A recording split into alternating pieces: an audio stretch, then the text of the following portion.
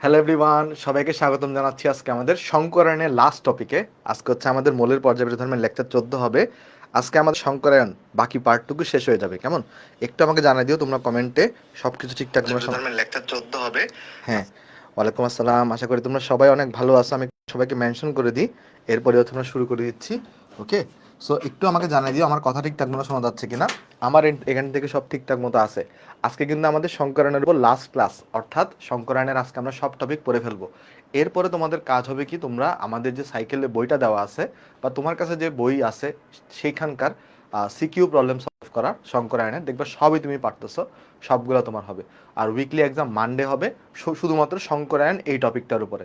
আর এই weekly exam হওয়ার পরে আমাদের সোমবার থেকে কিন্তু কি স্টার্ট হবে, সোমবার থেকে হচ্ছে আমাদের ওই যে তোমার বাকি থাকা সমযোজী বন্ধন, সন্নিবেশ সমযোজী বন্ধন, তারপরে তোমার ধাতব বন্ধন, হাইড্রোজেন বন্ধন, সেটা শুরু হবে। ওইগুলো শেষ হওয়ার পরে ওই আগের আয়নিক বন্ধন আর পুরো রাসায়নিক বন্ধনের উপর একটা উইকলি এক্সাম হবে। কেমন, এটা পরের সপ্তাহে সোমবার হবে। আর এই সপ্তাহে সোমবার মানে পরশু দিন কিন্তু তোমাদের শুধুমাত্র সংকরায়ন এই টপিকটার উপরে তোমার হচ্ছে আমাদের এক্সাম হবে। তো চলো শুরু করি। আমাকে একটু জানাও যে সবাইকে আগের ক্লাসটা করে আসছো। সংকরায়নের আগের ক্লাসগুলো কিন্তু করা থাকতে হবে। সংকরায়ন কেমন লাগতেছে আজকে দেখবা, আজকের টপিকটা আজকের ক্লাসটা করার পরে দেখবা সংকরায়ন তোমার কাছে সব থেকে মজার এবং সব থেকে ইজি টপিক হয়ে গেছে। তো চলো শুরু করি, আসার কথা না বাড়ায় চলো আমরা শুরু করি আসো। প্রথমে আমরা ইম্পর্টেন্ট একটা টপিক পড়বো, যার নাম হচ্ছে আমাদের মুক্ত জোড় ইলেকট্রনের সংখ্যা। তোমাদের কি মনে আছে যে মুক্ত জোড় ইলেকট্রনকে ইংলিশে কি বলে? আমরা সবাই জানি আমাদের যে মুক্ত জোড় ইলেকট্রন থাকে, মুক্ত জোড় ইলেকট্রনগুলোকে ইংলিশে বলে হচ্ছে লন পেয়ার ইলেকট্রন। মুক্ত জোড় ইলেকট্রনকে ইংলিশে কি বলে? এদেরকে বলে লন পেয়ার। এদেরকে আমরা সংক্ষেপে কি দিয়ে প্রকাশ করি? এলপি দিয়ে প্রকাশ করি। এখন মুক্ত জোড় ইলেকট্রন কারা? মুক্ত জোড় ইলেকট্রন হচ্ছে, ধরো যোজ্যতা স্তরে যে সকল ইলেকট্রন বন্ধনে অংশগ্রহণ করে না। তাহলে মুক্ত ইলেকট্রন কারা? এরা হচ্ছে যোজ্যতা স্তরের যে সকল ইলেকট্রন, মনে রাখবা আমাদের এখানে যোজ্যতা স্তরের যে সকল বা যে ইলেকট্রনগুলো বন্ধনে অংশগ্রহণ করে না, বন্ধন গঠনে অংশগ্রহণ করে না, এরাই হচ্ছে বেসিক্যালি মুক্তজোড় ইলেকট্রন। এটা কোন মতবাদে বলছে বলতো? এটাকে বলা হয়েছে ওই যে ভ্যালেন্স বন্ড থিওরি পড়ছি না, ওই ভ্যালেন্স বন্ড থিওরি থেকে আমরা দেখে আসছিলাম। আচ্ছা, এখন আমরা বের করার চেষ্টা করব যে অ্যাকচুয়ালি মুক্তজোড় ইলেকট্রন কয়টা করে আছে কোন একটা যৌগে বা কোন একটা আয়নে, সেটা কিভাবে বের করে, সেটা টেকনিকটা আমরা এখন একটা শেখার চেষ্টা করব। আচ্ছা, একটা জিনিস মনে রাখবা, সেটা হচ্ছে, এটার সূত্র হচ্ছে এরকম যে ইলেকট্রন সংখ্যা, বা এভাবে মনে রাখতে পারো যে লন পেয়ার এটা ইকুয়াল টু হাফ, কি মনে রাখবা? হাফ। তারপর এখানে মনে রাখবা কেন্দ্রীয় মৌলের নেট ভ্যালেন্স ইলেকট্রন, কি মনে রাখবা? Net valence electron minus minus কেন্দ্রীয় মৌলের সাথে যুক্ত পরমাণুর সংখ্যা, কেন্দ্রীয় মৌলের সাথে যুক্ত পরমাণুর সংখ্যা, যুক্ত পরমাণুর সংখ্যা গুণন এটা যোজনী। গুণন কি বলতো? গুণন এটা এই পরমাণুর যোজনী, গুণন যোজনী। ভাই কিছুই বুঝতেছি না, চলো আমি তোমাকে এখনো বুঝাই নেই, আমি বুঝাচ্ছি, বুঝালে দেখবা ক্লিয়ার হয়ে গেছে। কিন্তু যোজনী, ওকে, এটা মনে রাখতে পারবা না? বলো, এটা কি মনে রাখতে পারবা? এই সূত্রটা কি মনে রাখতে পারবা? সূত্রটা একবার রিডিং দাও। সূত্রটা কি বলছে? লন পেয়ার, এটা সংখ্যায় সূত্র কি? সূত্র হচ্ছে হাফ ইন্টু কেন্দ্রীয় মৌলের নেট ভ্যালেন্স ইলেকট্রন মাইনাস কেন্দ্রীয় মৌলের সাথে যুক্ত পরমাণুর সংখ্যা ইন্টু যোজনী। দেখো, বইতে লন পেয়ার বের করার আরেকটা সূত্র দেওয়া আছে, সেই সূত্রটা কি জানো? Lone pair equal to X minus M minus D. But এই সূত্রটা না অনেক কঠিন, আমরা কোনটা দিয়ে করব? আমরা এটা দিয়ে করব। এটা একবার রিডিং দাও, রিডিং দেওয়া হলে আমাকে একটু করে বলো। এই সূত্রটা একবার রিডিং দাও, রিডিং দেওয়া হলে আমাকে একটু জানো। আমরা বইতে এই সূত্রটা দেওয়া, এই সূত্র দিয়েও তোমাকে আমি দেখাবো, এই সূত্রের কোনটা টার্ম কি বোঝাচ্ছে সেটা আমি দেখাবো। বাট আমরা করবো এটা দিয়ে, বের করবো এটা দিয়ে, বাট এটা দিয়েও আমি তোমাকে দেখাই দিব কিভাবে করতে হয়। ওকে, সো চলো আমরা একটা দুটা করি, তাহলে দেখবে আইডিয়া পেয়ে গেছি। আসো, ধরো প্রথম কথা আমরা একটু দেখতে যাচ্ছি আমাদের প্রথম যে যৌগ, ধরা যাক অ্যামোনিয়া। আমরা ধরা যাক অ্যামোনিয়ার জন্য দেখতে যাচ্ছি। অ্যামোনিয়া তোমরা চিনো NH3। অ্যামোনিয়ার জন্য আমরা দেখতে যাচ্ছি যে অ্যামোনিয়াতে আমার লন পেয়ার কয়টা থাকে। আচ্ছা, আমাকে তুমি বলো তো অ্যামোনিয়াতে কেন্দ্রীয় পরমাণু হচ্ছে নাইট্রোজেন, তাহলে লন পেয়ার ইকুয়াল টু হবে হাফ এখানে আমাকে একটু করে বলো, কেন্দ্রীয় পরমাণুতে ভ্যালেন্স ইলেকট্রন কয়টা আছে? নাইট্রোজেনে ভ্যালেন্স ইলেকট্রন কয়টা থাকে? 2s2 2p3, তাহলে 5টা থাকে। তাহলে ভ্যালেন্স ইলেকট্রন থাকবে 5টা। মাইনাস মাইনাস মাইনাস কি করবো বলো তো? কেন্দ্রীয় পরমাণুর সাথে যুক্ত পরমাণুর সংখ্যা। আচ্ছা, নাইট্রোজেনের সাথে কয়টা যুক্ত আছে হাইড্রোজেন? 3টা যুক্ত আছে।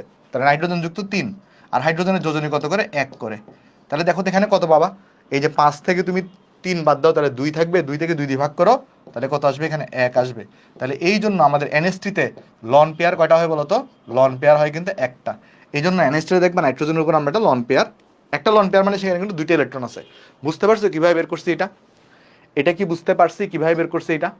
বলো, এটা কি বুঝতে পারছো? এটা সবাই অনেকগুলা করবো দেখবে এমনি বুঝে গেছো। এগুলো তো এই সূত্র মুখস্থ অটোমেটিক হয়ে যাবে তোমার। এই সূত্র অটোমেটিক মুখস্থ হয়ে যাবে তোমার। আমি তোমাকে অনেকগুলো প্র্যাকটিস করাবো। চলো সেকেন্ড উদাহরণে যাই আসো। ধরো আমাকে বললো পানি, পানিতে তুমি বের করো পানি। বলো পানিতে কেন্দ্রীয় মৌল কোনটা হবে? হাইড্রোজেন আর ফ্লোরিন কখনো কেন্দ্রীয় মৌল হইতে পারে না। হাইড্রোজেন আর ফ্লোরিন কখনো কেন্দ্রীয় মৌল হইতে পারে না। তাহলে এখানে কেন্দ্রীয় মৌল হবে অক্সিজেন। তাহলে অক্সিজেন আমাকে তুমি বলো লন পেয়ার কিভাবে বের করবা? হাফ। তারপরে বলো এই যে কেন্দ্রীয় মৌলের নেট ভ্যালেন্স ইলেকট্রন কয়টা? অক্সিজেনে দেখো কি আছে, ওই যে আমাদের 2s2 2p4, তাহলে 6টা ইলেকট্রন আছে ওই পিতে, তাহলে এখানে দেখো 6 হবে। মাইনাস দেখো তো কেন্দ্রীয় সাথে কয়টা পরমাণু যুক্ত? হাইড্রোজেন যুক্ত 2টা, তাহলে হাইড্রোজেনের যোজনী কত করে? 1 করে। তাহলে কত আসবে দেখো, এখানে আসবে 4, 4কে 2 দিয়ে ভাগ করো, তাহলে আসবে 2। তাহলে বলো এখানের মধ্যে লন পেয়ার কয়টা হবে? লন পেয়ার হবে 2টা। তাহলে এইখানে অক্সিজেনে দেখবা 2টা লন পেয়ার আমাদের এখানে থাকবে। ভাই এটা দিয়ে একটু দেখাই দেন, একটু পরে দেখাচ্ছি এটা দিয়ে। বুঝছো? আগে আমাকে বলে এই দুটো বুঝছো কিনা, আগে আমাকে জানো এই দুটো বুঝছো কিনা। আমি এটা দিয়ে একটু পরে দেখাচ্ছি, বাট আগে আমি এটা দিয়ে দেখাবো। যেটা দিয়ে তুমি করবা পরীক্ষায়, যেটা দিয়ে করবা সেটা দিয়ে দেখাবো। এটা তুমি না শিখলেও চলবে, বাট এটা বইতে এটা দেওয়া আছে। আরেকবার দেখাচ্ছি, ধরো আরেকটা দিয়ে দেখাই, তাহলে তোমার আইডিয়া ক্লিয়ার হবে। আসো এবার দেখি আমরা বের করি। আসো যে এটাকে চিনো সবাই কেউ? H3O+, এটাকে কি তোমরা কেউ চিনো? H3O+, একে কি তোমরা চিনো? H3O+, এর নাম কি বলো তো? এর নাম হচ্ছে হাইড্রোনিয়াম আয়ন। চলো এটাতে দেখি। আসো বলো, এখানে যদি আমি লন পেয়ার বের করতে চাই, আমাকে একটু করে বলো তো। এখানে এটাতে আমি লন পেয়ার বের করতে যাচ্ছি, এটার জন্য লন পেয়ার। ভালো করে লক্ষ্য করে দেখো, হাফ। এখানে কি বলতে পারবা কেন্দ্রীয় মৌল কে হবে বা কেন্দ্রীয় পরমাণু কোনটা হবে? চিনো না? এটাকে বলে হাইড্রোনিয়াম আয়ন। এটাকে কি বলে? এটাকে বলে হাইড্রোনিয়াম আয়ন। H3O+ কে বলে হাইড্রোনিয়াম আয়ন। এখানে হাইড্রোজেন দিয়ে কেন্দ্রীয় পরমাণু হইতে পারে না, তাহলে কেন্দ্রীয় পরমাণু হচ্ছে অক্সিজেন। এখন এখানের জিনিস দেখো, এখানে একটা কথা লেখা আছে, সেটা কি বলো তো? অক্সিজেনের ভ্যালেন্স ইলেকট্রন কয়টা? অক্সিজেনের ভ্যালেন্স ইলেকট্রন কয়টা? অক্সিজেনের ভ্যালেন্স ইলেকট্রন 6টা। আচ্ছা, প্লাস আছে মানে ইলেকট্রন বেশি আছে না কম আছে বলতে পারবা? প্লাস আছে মানে ইলেকট্রন বেশি আছে না কম আছে? কম আছে। কয়টা কম আছে? একটা প্লাস লেখা মানে একটা কম, 2টা প্লাস লেখা মানে 2টা কম, একটা কম আছে। এখানে একটা জিনিস লক্ষ্য করে দেখছো, এখানে কিন্তু আমি শুধু ভ্যালেন্স ইলেকট্রন লিখি নাই, আমি লিখছি net valence electron. Net valence electron, এই কথাটার অর্থ কি? এই কথাটার অর্থ হচ্ছে দেখো, অক্সিজেনের ভ্যালেন্স ইলেকট্রন তো 6টা, বাট এখানে একটা প্লাস আছে দেখো, তাহলে কি করতে হবে? একটা মাইনাস করতে হবে। মাইনাস কেন করতে হবে? কারণ একটা ইলেকট্রন কম আছে এখানে। বুঝছি জিনিসটা? নেট লেখার কারণ কি? যদি এখানে মাইনাস থাকতো তাহলে কি করতাম? ইলেকট্রন একটা বেশি আছে, তাহলে ইলেকট্রন যোগ করতাম। প্লাস আছে মানে কি? দেখো নেট ব্যালেন্স ইলেকট্রন মানে কি? এমনি তো অক্সিজেনের ব্যালেন্স ইলেকট্রন 6টা, কিন্তু নেট ব্যালেন্স ইলেকট্রন মানে হচ্ছে তোমার যদি চার্জ থাকে সেটাকে কনসিডার করতে হবে। এখানে প্লাস আছে মানে একটা ইলেকট্রন কম আছে, তাহলে নেট ব্যালেন্স ইলেকট্রন কয়টা হবে? 5টা হবে। 6 থেকে 1 বাদ যাবে। তারপরে মাইনাস মাইনাস বলো তো, এখানে এই অক্সিজেনের সাথে কয়টা হাইড্রোজেন পরমাণু যুক্ত? অক্সিজেনের সাথে 3টা হাইড্রোজেন পরমাণু যুক্ত, তাহলে 3টা হাইড্রোজেন পরমাণু যুক্ত। তাহলে এখানে হাইড্রোজেনের যোজনী হচ্ছে 1 করে। তাহলে দেখো তো এখানে কত আসে? 5 থেকে 3 বাদ দাও, 2 থাকবে, 2কে 1 দিয়ে ভাগ করো, 1 আসবে। তাহলে এখানে এই জন্য হাইড্রোনিয়াম আয়নে লন পেয়ারের সংখ্যা কয়টা বলো তো? হাইড্রোনিয়াম আয়নে একটা মাত্র লন পেয়ার থাকে। হাইড্রোনিয়ামে কয়টা লন পেয়ার থাকে? একটা মাত্র লন পেয়ার থাকে। আমরা আরো করব, আরো করলে আরো ক্লিয়ার হবে আইডিয়া। জাস্ট একবার তুলে ফেলো, কনফিউশন থাকলে কোনো সমস্যা নাই, এরপরে দেখবা আরো ক্লিয়ার হয়ে গেছে। ওকে, হ্যাঁ ঠিক আছে। চলো চলো নেক্সটে যাই, নেক্সটে যাই। হ্যাঁ, সালফার ডাইঅক্সাইডের ওরকম হবে। চলো নেক্সটে যাই। নেক্সটে দেখো, নেক্সটে আমি যদি তোমাকে জিজ্ঞেস করি, ধরো কথার কথা আমি বললাম IO3-, ধরো আমি বললাম IO3-, এদের নামকরণ তো তোমাকে আমি শিখাইছি তাই না? এটার নামকরণ এগুলো তো আমি তোমাদেরকে শিখাইছি। এবং এটা কি হবে? আয়োডেট হবে। ওকে, যাই হোক, বলো এখানের মধ্যে যদি আমি বের করতে চাই লন পেয়ার কয়টা আছে, সূত্র কি? হাফ। বলো তো এখানে কেন্দ্রীয় মৌল কে হবে? এখানে একটু করে বলতে পারবা কেন্দ্রীয় মৌল কি হবে? এখানে কেন্দ্রীয় মৌল কোনটা হবে? কেন্দ্রীয় মৌল কোনটা হবে বলো তো? এখানে যে কম পরিমাণে আছে, দেখো আয়োডিন হচ্ছে কেন্দ্রীয় পরমাণু হবে, তাই না? কারণ এখানে আয়োডিন আছে একটা মাত্র। তাহলে এখানে আয়োডিনের ভ্যালেন্স ইলেকট্রন কয়টা আমরা সবাই জানি না? যারা হ্যালোজেন তাদের ভ্যালেন্স ইলেকট্রন 7টা করে থাকে। তাহলে আয়োডিনের ভ্যালেন্স ইলেকট্রন হচ্ছে 7, কিন্তু দেখো এখানে একটা মাইনাস আছে, মাইনাস থাকে মানে কি বলো তো, একটা ইলেকট্রন একটা বেশি আছে, তাহলে কি করতে হবে, নেট ভ্যালেন্স ইলেকট্রনে একটা প্লাস করে দিতে হবে, একটা ইলেকট্রন বেশি আছে, মাইনাস এখানে আয়োডিন হচ্ছে কেন্দ্রীয় মৌল, এর সাথে যুক্ত কি আছে, অক্সিজেন। কয়টা অক্সিজেন যুক্ত আছে বলো তো ভাই, তিনটা অক্সিজেন যুক্ত। অক্সিজেনের যোজনী কত করে, 2 করে, তাহলে 2 বাদ দিবা, তাহলে দেখো কত আসে, 8 থেকে 6 বাদ দাও, তাহলে তোমার এখানে আসবে হচ্ছে যে 2, 2 থেকে 1 করে, তাহলে এখানে আসবে 1। তার মানে কি এই আয়োডিনের উপরে একটা মাত্র লন পেয়ার থাকবে। বুঝা গেছে নাকি বুঝো নাই, বলো বুঝছো নাকি বুঝো না এটা সবাই। দেখি সেকেন্ড উদাহরণে যাই, দেখে আমাকে বলো, ধরো তোমাকে যদি এখানে বলে জ্যানন F2, এখানে লন পেয়ার কয়টা থাকবে, দেখি তোমরা ক্যালকুলেশন করো তো এটা। জ্যানন F2 এখানে লন পেয়ার কয়টা থাকবে, চটপট করো দেখো। ফার্স্ট অফ অল জ্যানন হচ্ছে একটা নিষ্ক্রিয় মৌল, নিষ্ক্রিয় মৌলের ভ্যালেন্স ইলেকট্রন থাকে কয়টা বলো তো, 8টা থাকে। তাহলে এখানে আমরা দেখবো হাফ, ভ্যালেন্স ইলেকট্রন হচ্ছে 8, তাহলে এর সাথে কে যুক্ত আছে, ফ্লোরিন, ফ্লোরিন যুক্ত 2টা, ফ্লোরিন যুক্ত 2টা, আর ফ্লোরিনের যোজনী হচ্ছে 1 করে, তাহলে এখানে দেখো 6 আসবে, 6 কে ভাগ করো, তাহলে এখানে দেখবো 3 আসবে। এর মানে কি জ্যাননে কয়টা লন পেয়ার আছে, জ্যাননে 3টা লন পেয়ার আছে, জ্যাননে কয়টা লন পেয়ার থাকে, জ্যাননে 3টা লন পেয়ার থাকে। বুঝছো নাকি বুঝো নাই, দেখি আমাকে জানাও একটু করে, বুঝছো সবাই? হ্যাঁ। হাইড্রোজেন কখনো কেন্দ্রীয় মৌল হইতে পারে না, কেন হইতে পারে না সেটা আমরা লুইস ডট স্ট্রাকচারে পড়বো। ওকে, এবার দেখি আমাকে বলো, তোমাকে যদি কেউ বলে এই যে ICl4 মাইনাস, ধরো আমাকে বললো এখানে কি ICl4 মাইনাস, ধরো আমাকে এটা দিছে, আমাকে আমরা অনেকগুলো করবো দেখবা, তাহলে দেখবা সব ক্লিয়ার হয়ে গেছে। ICl4 মাইনাস, বলো এইখানে লন পেয়ার কয়টা হবে, দেখো হাফ, এখানে আমাদের খেয়াল করে দেখো এখানে কেন্দ্রীয় পরমাণু কি হবে, যে কম পরিমাণে থাকে, আয়োডিন হচ্ছে সেন্ট্রাল এটম, তাহলে আয়োডিনের এখানে 7 থাকবে, বাট এটা দেখো মাইনাস চার্জ আছে, মাইনাস চার্জ মানে কি একটা ইলেকট্রন বেশি আছে, তাহলে +1 করবা, মাইনাস দেখো তো আয়োডিনের সাথে কয়টা ক্লোরিন যুক্ত, 4টা ক্লোরিন যুক্ত, তাহলে 4টা ক্লোরিনের যোজনী হচ্ছে আবার 1 করে, তাহলে দেখো তো কত আসবে এখানে, 8 থেকে 4 বাদ দাও, তাহলে এখানে 2 দিয়ে ভাগ করো, তাহলে 2 আসবে, তাহলে এই জন্য আয়োডিনের এখানে লন পেয়ার কয়টা, আয়োডিনের এখানে লন পেয়ার 2টা। বুঝা গেছে জিনিসটা, দেখো এটা বুঝছো কিনা। এবার সামনে বের করি আসো, ধরো আমাকে বললো NO3 মাইনাস, এটার লন পেয়ার বের করো, NO3 মাইনাস, তাহলে কিভাবে করবা, হাফ, হাফ, তারপরে দেখো এখানে যদি তুমি লক্ষ্য করে দেখো, এইখানে এই নাইট্রোজেনের ভ্যালেন্স ইলেকট্রন, এখানে সেন্ট্রাল এটম কে নাইট্রোজেন, তাহলে নাইট্রোজেনের ভ্যালেন্স ইলেকট্রন কয়টা, নাইট্রোজেনের ভ্যালেন্স ইলেকট্রন হচ্ছে 5টা, বাট এখানে একটা মাইনাস চার্জ আছে, তাহলে একটা নেট ভ্যালেন্স ইলেকট্রন একটা প্লাস অ্যাড হবে। এখানে কয়টা অক্সিজেন যুক্ত নাইট্রোজেনের সাথে, 3টা অক্সিজেন যুক্ত, এটার যোজনী হচ্ছে 2, তাহলে এখানে কত আসবে, 0 আসবে, তাহলে এটাতে কোনো লন পেয়ার থাকে না, তাহলে নাইট্রেটে কোনো কি থাকে না, লন পেয়ার থাকে না। বুঝছো নাকি বুঝো নাই, বুঝছো নাকি বুঝো নাই বলো তো একটু করে, বলো এগুলো বুঝছো কিনা। দেখি এবার তোমরা করো NO2 মাইনাস, দেখি কত হবে বলো, বলো এবার NO2 মাইনাস, এটাতে কত হবে, দেখো তুমি বলবা যে ভাই এখানে হচ্ছে হাফ, নাইট্রোজেনের হচ্ছে কয়টা থাকবে, নাইট্রোজেন হচ্ছে আমরা জানি সবাই 5টা থাকে, বাট একটা মাইনাস আছে, তাহলে +1 হবে, তারপর এখানে অক্সিজেন যুক্ত 2টা, প্রত্যেকের যোজনী 2 করে, তাহলে এখানে 2 আসবে, তাহলে এখানে লন পেয়ার থাকবে কয়টা, 2টা লন, সরি 2 না, তাহলে এটা 6 থেকে 4 গেলে 2, 2 থেকে 2কে 2 দিয়ে ভাগ করলে 1 আসবে, তাহলে এখানে নাইট্রোজেনের উপর একটা লন পেয়ার থাকবে। ক্লিয়ার সবার, দেখো তো বুঝছো কিনা, ওই 2 দিয়ে ভাগ করি নি ফার্স্টে আমি, সরি, এই জন্য 1 আসবে। চলো নেক্সটে যাই, ধরো আমাকে বললো NO2 প্লাস, এখানে কয়টা থাকবে বলো, NO2 প্লাস, এখানে লন পেয়ার কয়টা থাকবে দেখো, তাহলে হাফ, তারপর নাইট্রোজেনে কয়টা থাকে, নাইট্রোজেনে ভ্যালেন্স ইলেকট্রন হচ্ছে 5, বাট প্লাস আছে, প্লাস থাকলে কি করতে হয়, একটা মাইনাস করতে হয়, তাহলে মাইনাস হবে, কারণ ইলেকট্রন একটা কম আছে, মাইনাস, অক্সিজেন যুক্ত 2টা, প্রত্যেকের যোজনী 2 করে, তাহলে এখানে থাকবে কিন্তু 0 সংখ্যক, তাহলে এই NO2 প্লাসে কিন্তু কোনো ধরনের লন পেয়ার থাকবে না।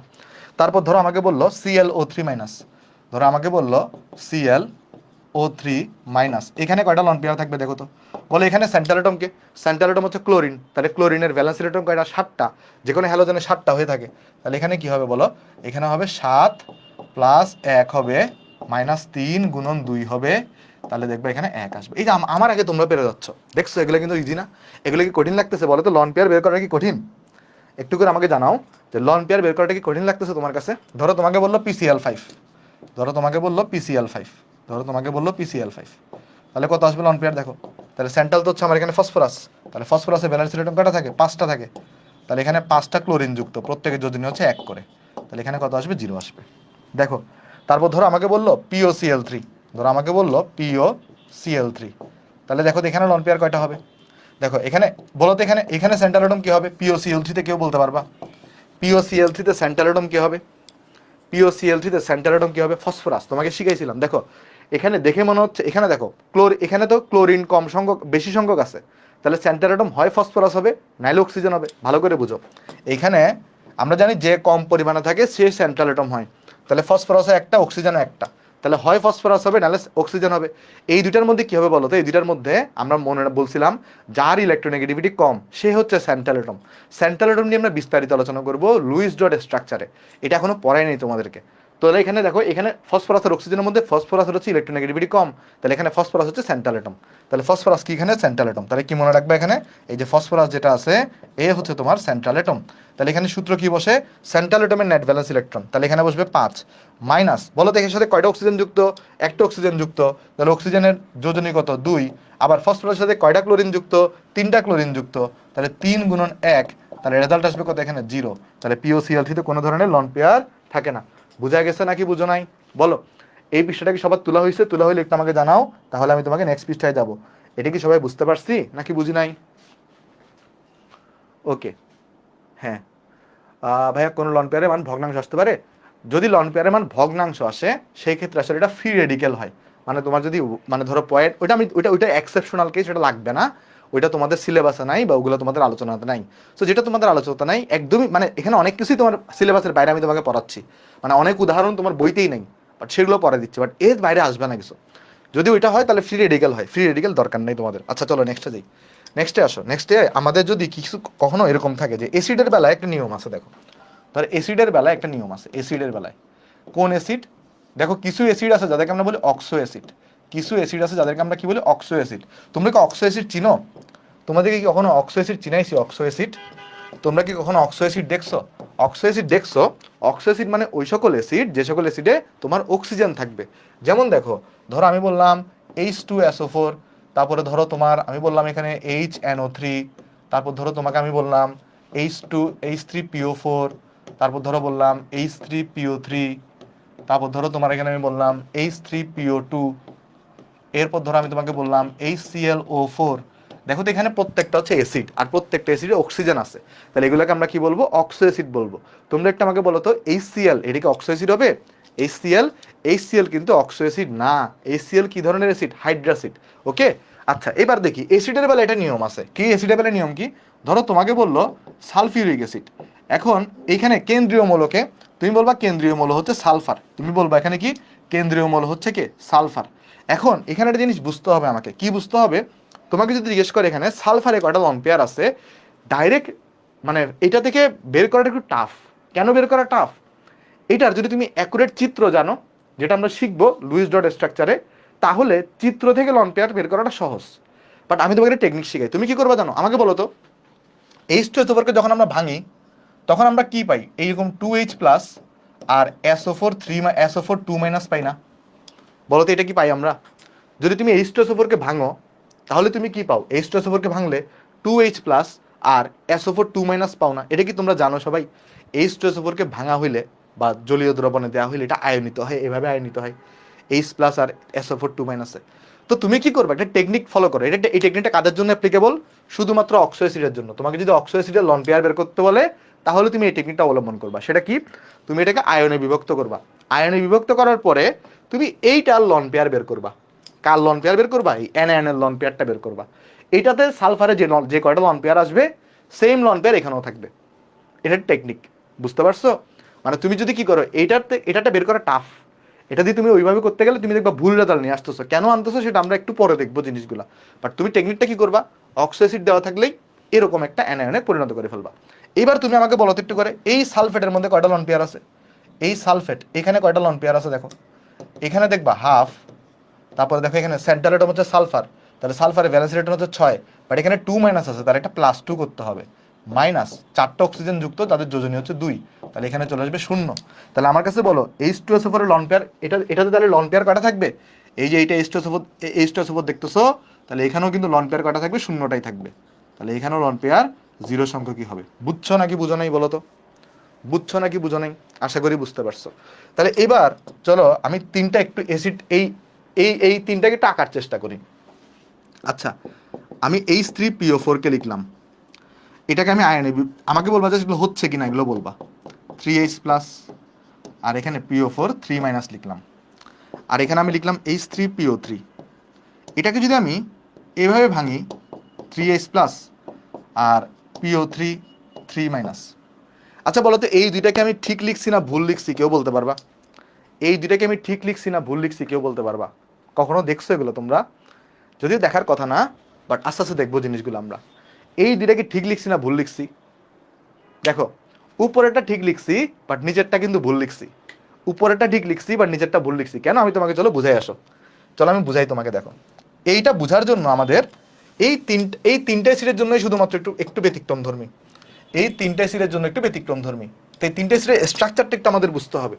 আচ্ছা বলো তো, এই তিনটে সিটে সেন্ট্রাল অ্যাটমকে, তিনটে সিটে সেন্ট্রাল অ্যাটমকে বা কেন্দ্রীয় মৌলকে, এই তিনটে সিটে কেন্দ্রীয় মৌলকে বলতে পারবা? এই তিনটে সিটে কেন্দ্রীয় মৌল হচ্ছে ফসফরাস। তাহলে তুমি যদি একটু স্ট্রাকচারটা আঁকার চেষ্টা করি, দেখো দেখো ফার্স্টে আমরা আঁকবো কার স্ট্রাকচার? ধরা যাক এখানে H3PO4 এর স্ট্রাকচার আঁকবো। তাহলে দেখো এটার স্ট্রাকচার কীরকম হবে?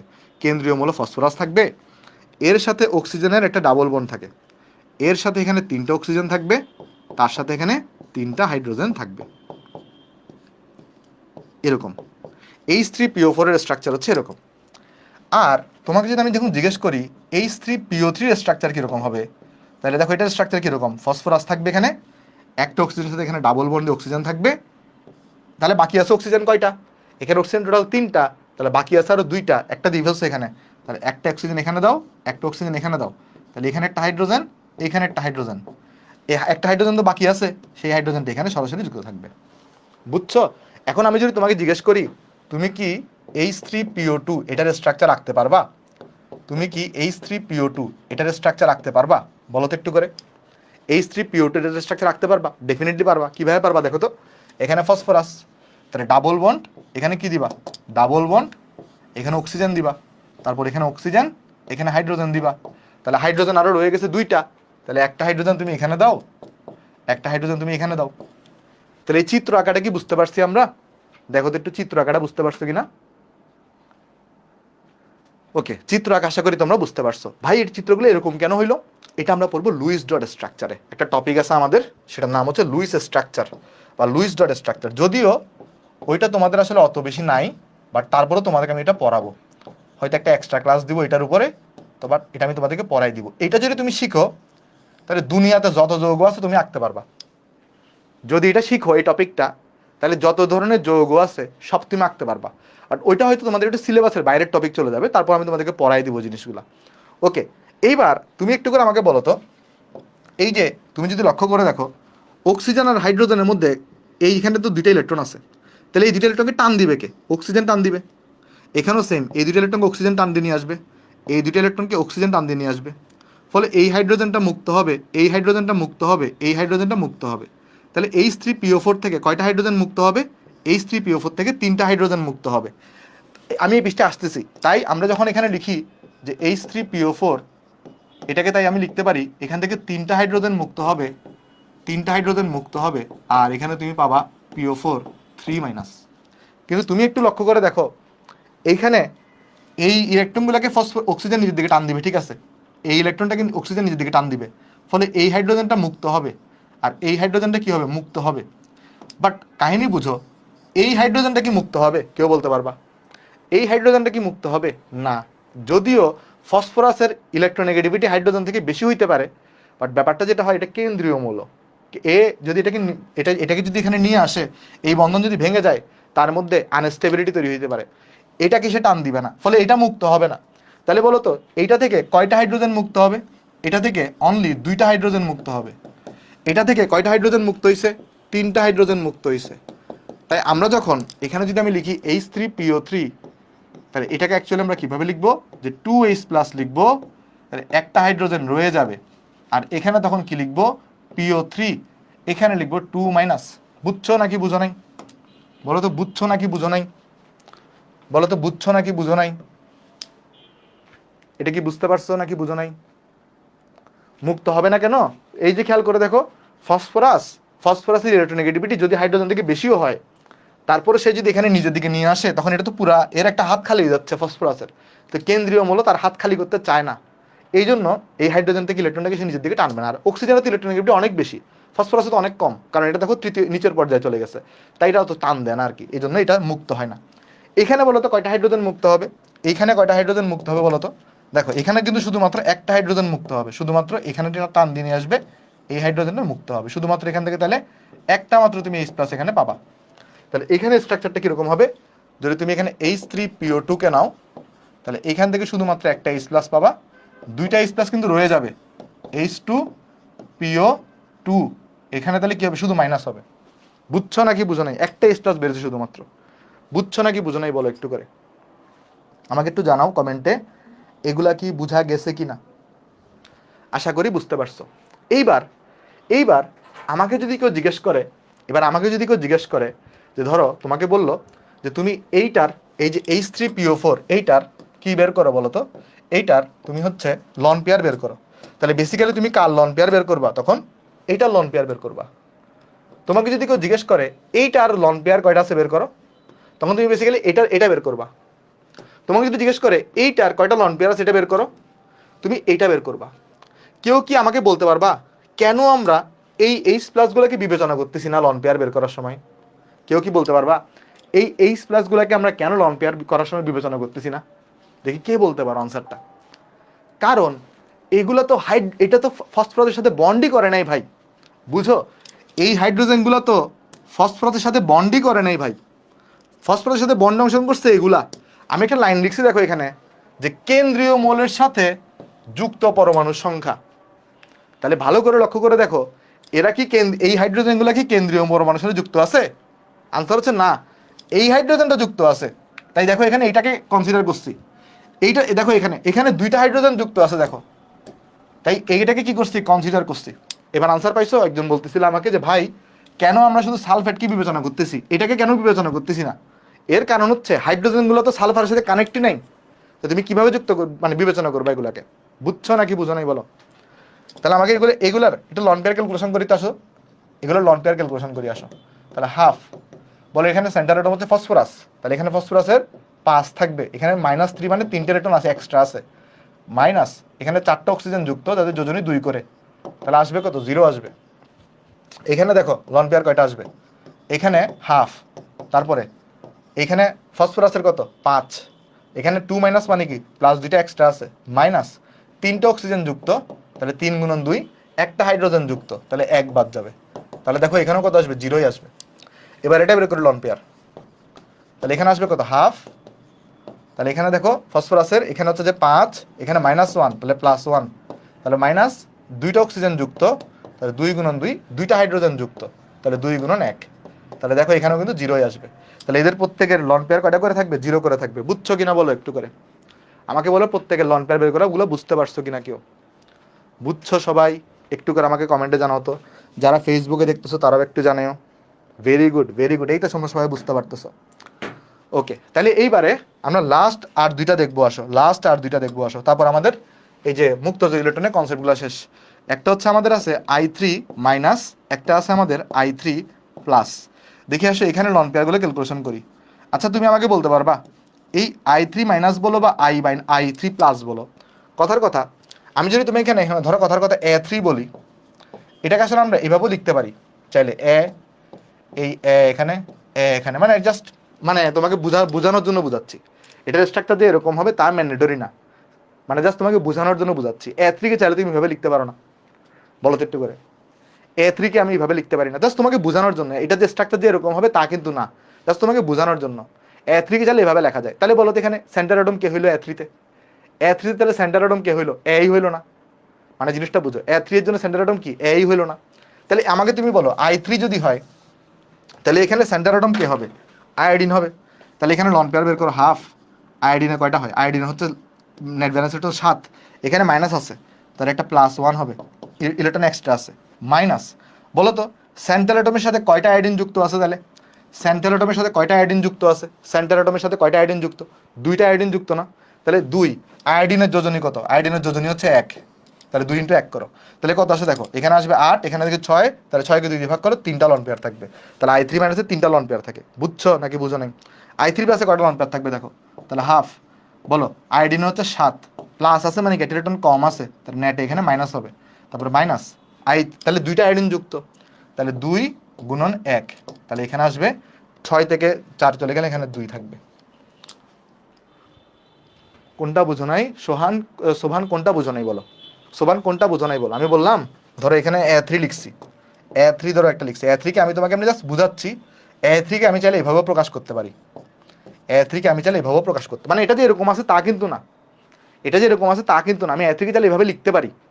তাহলে এখানে বলো তো সেন্টার অ্যাটম কি হবে? এ, যার সাথে দুইটা এ যুক্ত। তো সেম ভাবে আমি এখানে কি করছি, I3 লিখছি। তাহলে I3 তে সেন্টার অ্যাটম কাকে চিন্তা করবো? আয়োডিনকে চিন্তা করবো, মানে জাস্ট এটা পারার জন্য। এটা I3 এর স্ট্রাকচার যে এরকম হবে তা কিন্তু আমি বলতেছি না, জাস্ট এটা পারার জন্য। তাহলে এখানে কি হবে তখন? হাফ, তারপর হচ্ছে এখানে হবে I3 এর তাহলে ভ্যালেন্স ইলেকট্রন কয়টা? 7টা, বাট এখানে মাইনাস আছে তাহলে +1 করছি, এভাবে করে ফেলছি। বুঝছো? আশা করি বুঝতে পারছো। তাহলে আমাদের লন পেয়ার ইলেকট্রনগুলো বের করা শেষ। এখন এটা ফর্মুলা, এটা যেটা আছে না, এটা একটা বাজে ফর্মুলা, মানে এটা দিয়ে তুমি, মানে কথা হচ্ছে কি, এটা দিয়ে করা যায়, বাট এটা দিয়ে আরো কঠিন। কেন আমি একটা করে দিই তাহলে তুমি বুঝতে পারবা, একটা করে দুইটা করে দিই, চলো দুইটা করে দিই।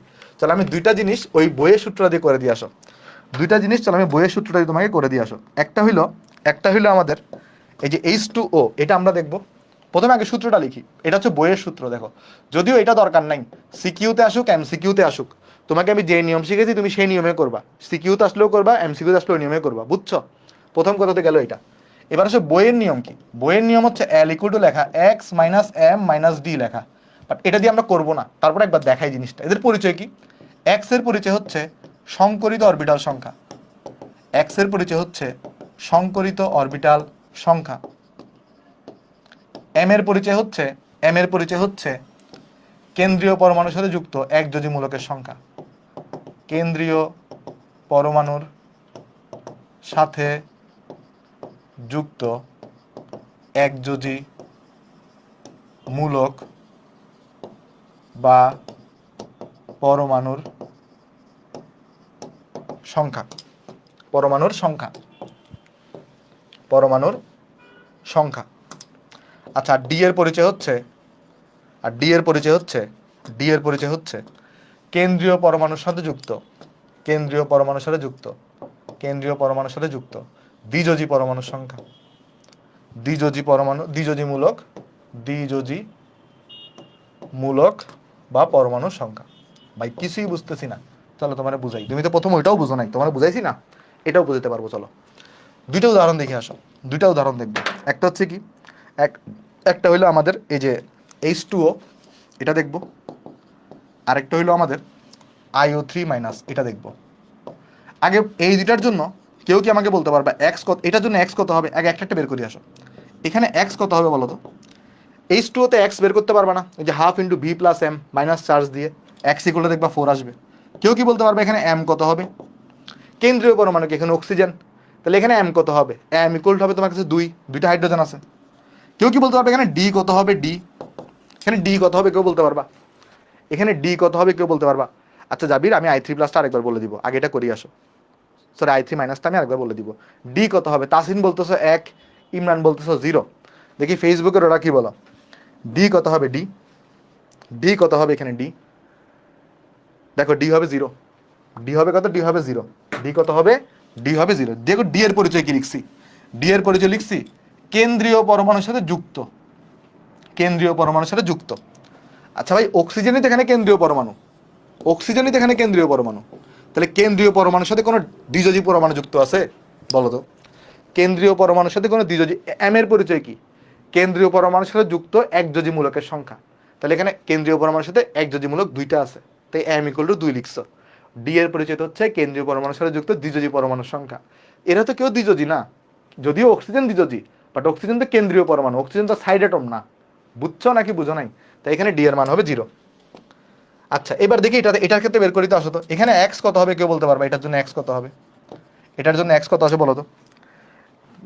বের করতে পারি আমরা ইজিলি, যেমন হাফ, তারপরে ভি প্লাস এম, তাহলে ভি হচ্ছে কত? ভি হচ্ছে 7, এম কত? এম হচ্ছে 0, আর চার্জ কত? চার্জ হচ্ছে -1।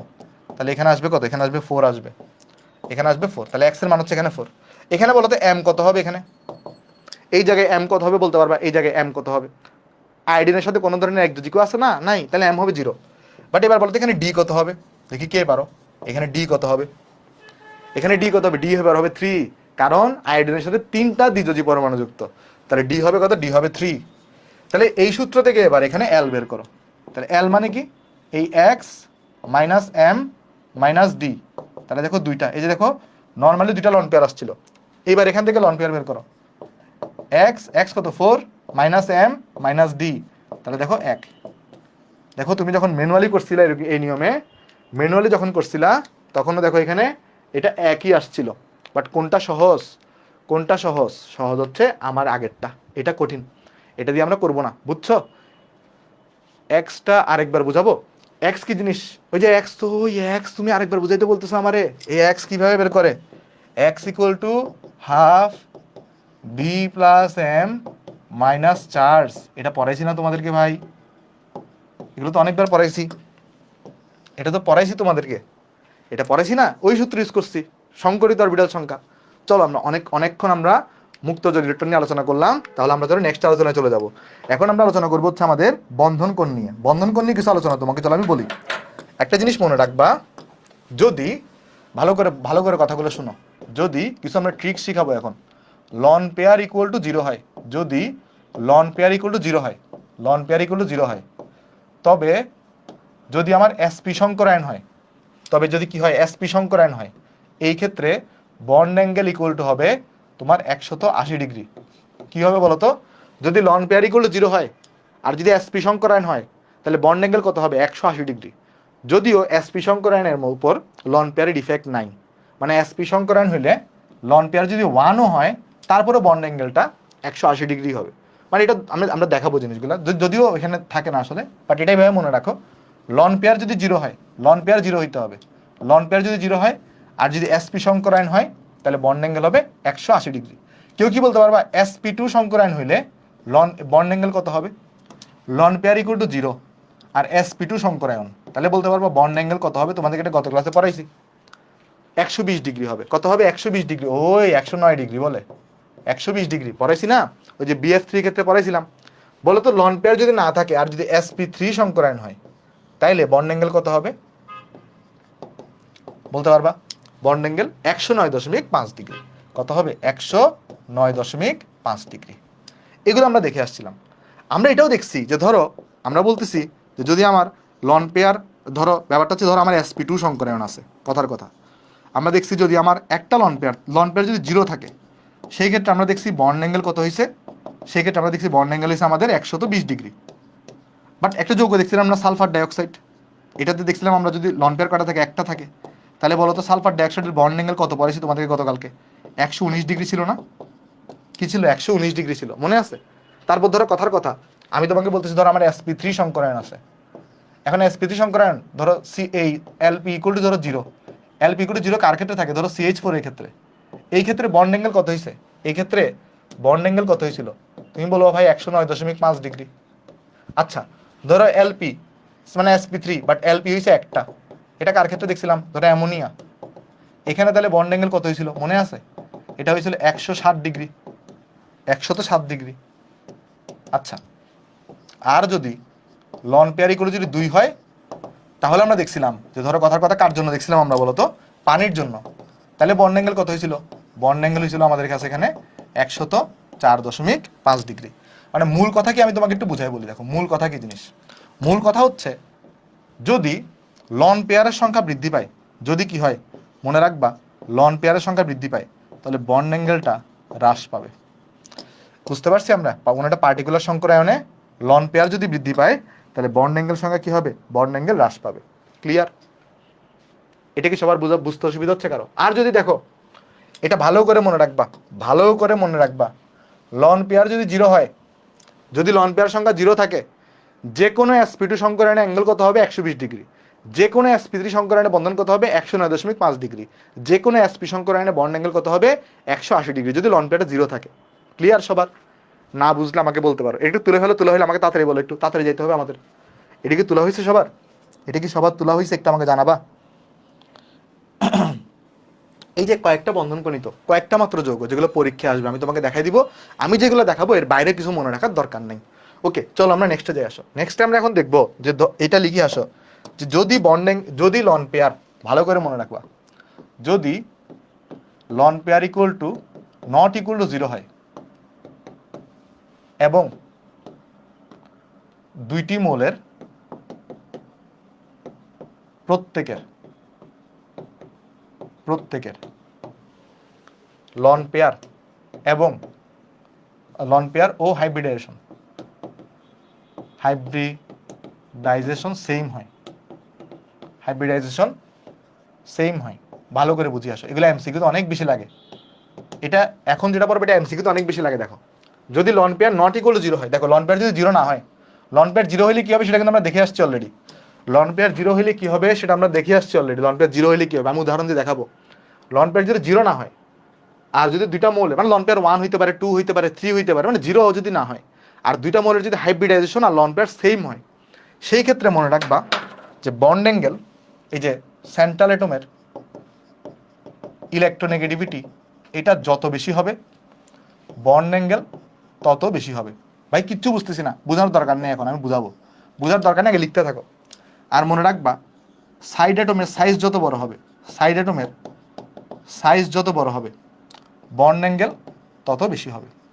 তবে এটার একটা ব্যতিক্রম আছে, ব্যতিক্রম হচ্ছে ফ্লোরিন। কেন ব্যতিক্রম তাও দেখাবো। আগে এইটা একটু তুলে ফেলো, তুলে হইলে আমাকে বলো। এই তিনটা লাইন একটু তুলে ফেলো, খুব গুরুত্বপূর্ণ তিনটা লাইন, খুব গুরুত্বপূর্ণ। আগে তুলে ফেলো, তুলে হইলে আমাকে বলো। আমি এখনো বুঝাই নেই তোমাকে, এটা তুলে ফেলো, তুলে হইলে আমাকে বলো। ডান। হাইব্রিডাইজেশন হচ্ছে মিক্সচার করা, ওই যে sp3 sp গুলা। ওকে, এবার আসো বোঝানো শুরু করি। আসো ধরো এইটা কি তোমাদের মনে আছে, ওই যে আমরা এটা পড়ছিলাম, ওই যে পলিং স্কেল, মিলিকান স্কেল, ওই যে হাইড্রোজেনের, মানে আমি এখানে দেখাইছিলাম তোমাকে হাইড্রোজেনের তড়িৎনাত্মকতা কত ছিল 2.1। মানে যদি আমি ইলেকট্রোনেগেটিভিটিগুলো বের করি, কয়েকটি ইলেকট্রোনেগেটিভিটি তোমাকে যদি একটু মনে করাই দিই, হাইড্রোজেনের ছিল 2.1। তারপরে দেখবা কার্বনে কত ছিল মনে আছে, কার্বনে ছিল 2.5। নাইট্রোজেনে কত ছিল, নাইট্রোজেনে ছিল 3.0। তারপরে তোমার এখানে আমাদের অক্সিজেনে কত ছিল 3.5। ফ্লোরিনে কত ছিল, ফ্লোরিনে অনেক বেশি ছিল 4.0, সব থেকে বেশি ছিল ফ্লোরিনে। তারপরে ফসফরাস কত ছিল 2.1। তারপরে সালফারে কত ছিল 2.5। তারপর আমার এখানে ক্লোরিনে কত ছিল, ক্লোরিনে ছিল হচ্ছে আমার কাছে 3.0। তারপরে ব্রোমিনে ছিল 2.8। এগুলো তোমাকে পড়াইছি না জিনিসগুলো, এগুলো কি তোমাদের মনে আছে? একটু করে রিভিশন করাই দিলাম, এগুলো তোমাকে কিন্তু সব পড়ানো হয়েছে, এই ডাটাগুলো কিন্তু তোমাকে সব পড়ানো হয়েছে, রাইট? ওকে, এবার চলো একটু যাই। এটা তো তোমাদের তোলা আছে না, এগুলো তো তুলতে হবে না, জাস্ট তুমি জানো এগুলা। ওকে, দেখো এখন আমি দুইটা জিনিসটা আলোচনা করতেছি। আসো কি কি আলোচনা। ধরো আমাকে বললো এই যে NH3 এটা একটা যৌগ, NH3, আর আরেকটা যৌগ আছে PH3, এদের বন্ধন কোণের ক্রম আলোচনা করো, ক্রম আলোচনা করবো। আসো তাহলে NH3 আর PH3 কি আলোচনা করব, বন্ধন ক্রমের ক্রম আলোচনা করব।